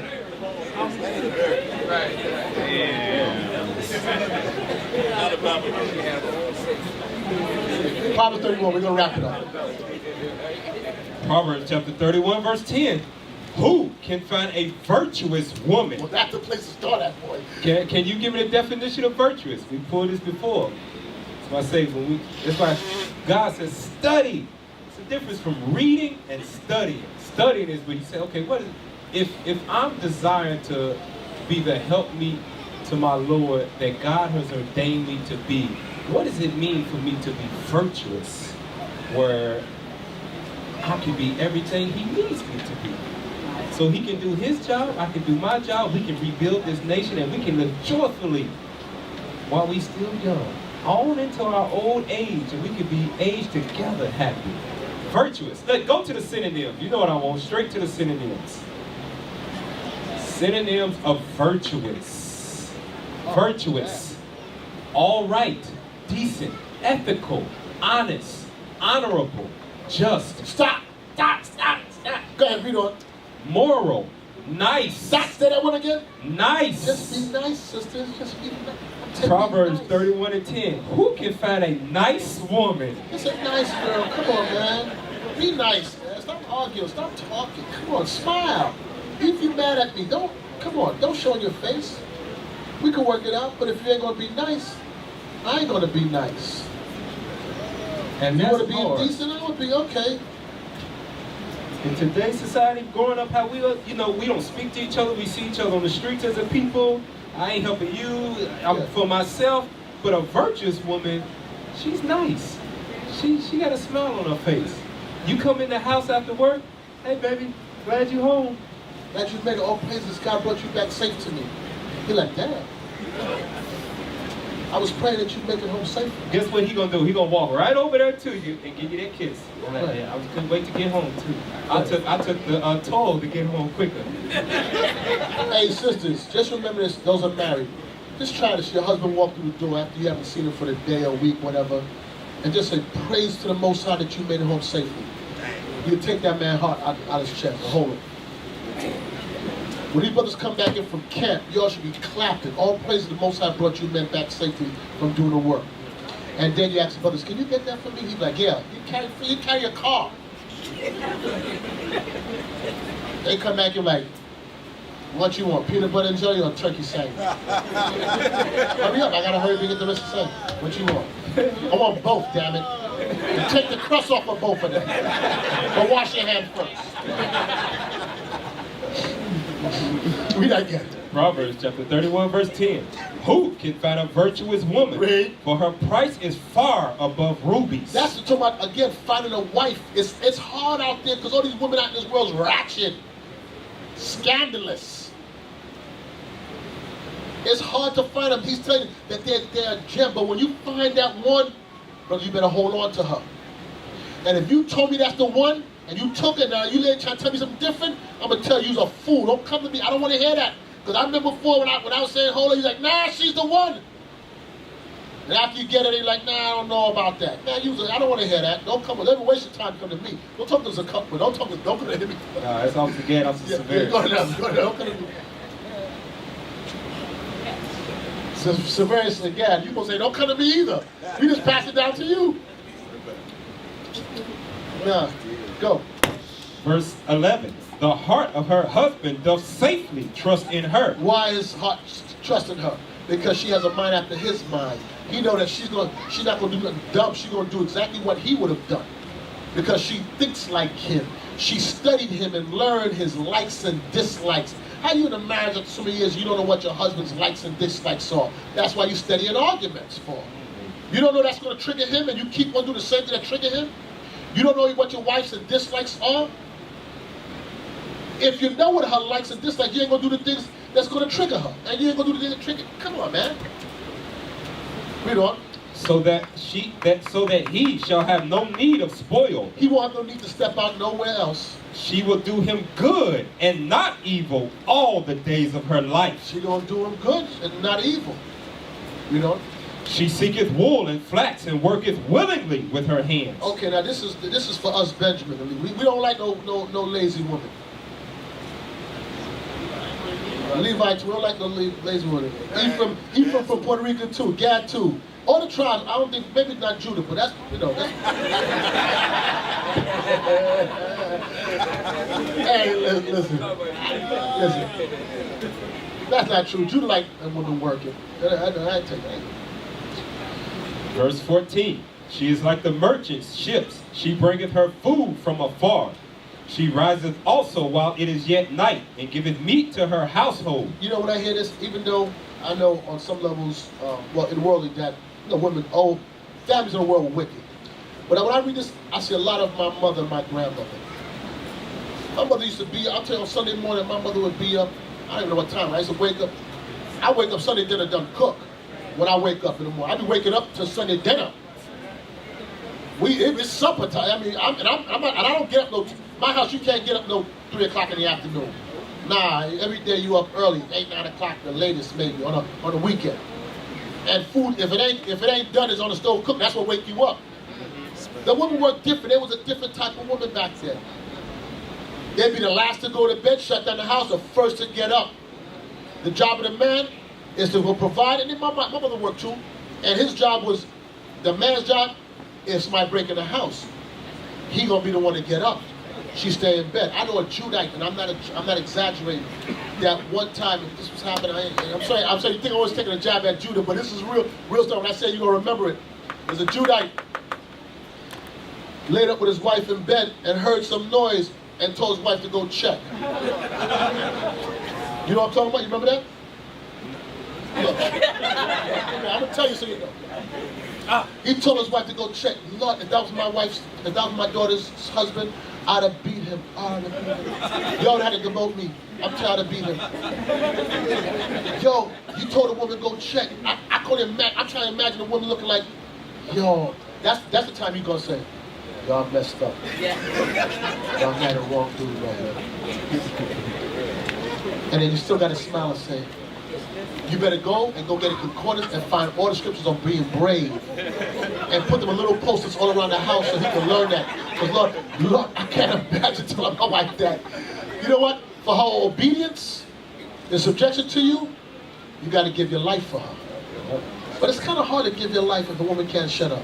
Because you know, if you can't shut up, I ain't getting up that bed. Nah, I ain't moving. You go check. Now I'm going to sit right there with the pistol until they come around. I ain't going out there for not for you. Hell no. Nah.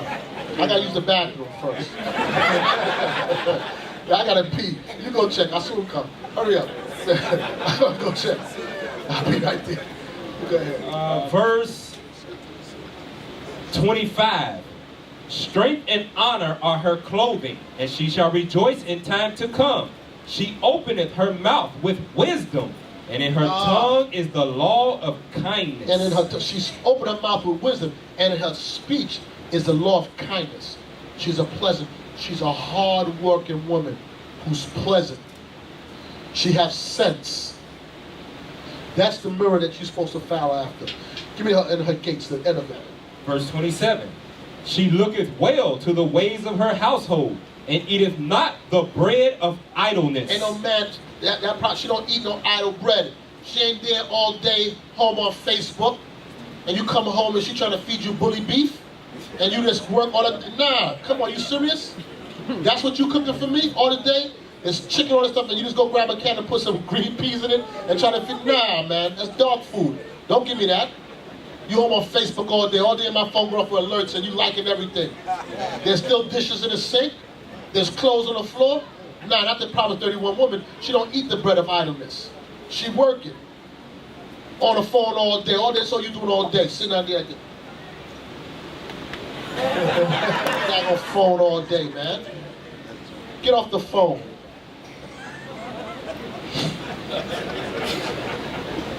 Hold on. Read that verse again. She looketh well to the ways of her household, and eateth not the bread of idleness. Her children arise up and call her blessed.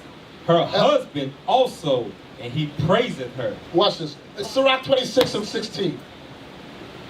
She don't eat the bread of idleness. The book of Sirach, Ecclesiasticus. I guarantee you, if you're right man, he gonna be pleased. You be his best friend. Read. Chapter 26, verse 16. As the sun, when it ariseth in the high heaven, so is the beauty of a good wife in the ordering of her house. She knows how to order a house. And some sisters just don't know that, and they have to be taught that. That's what you elders are supposed to be doing. Teach them how to order a house. And some of you men need to want to work. Some of you men lazy as hell, don't want to go work. Find excuse, don't want to keep down a job. If you, hey, let me tell you something. I'm giving a woman some of it, but some of you men is real bums. Not in here, I hope.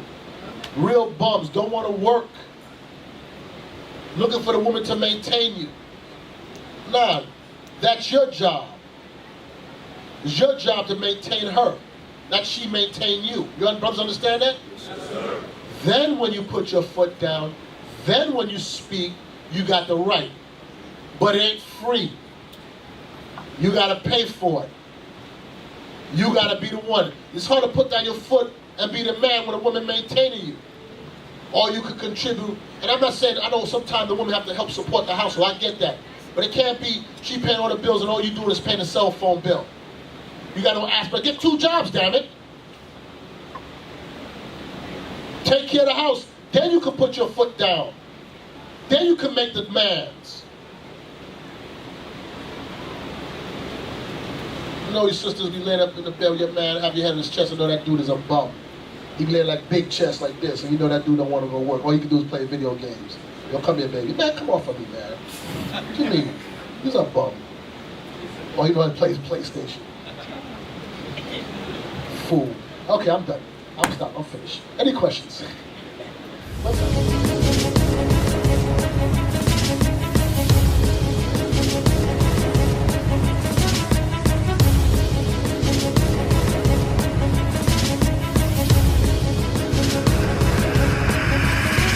Shalom, Israel. I'm Elder Nathaniel, Israel United in Christ. YouTube likes to shut our channels down, as some of you have noticed, ever so often. Subscribing to join IUIC will assure you will always stay connected to our YouTube accounts. We want to do our best to make sure this truth gets out. Please click and join our subscriber YouTube channel called Join IUIC to stay linked to all of our videos. So again, please make sure you subscribe to this Join IUIC channel to get your latest updates on all our YouTube channels. Shalom.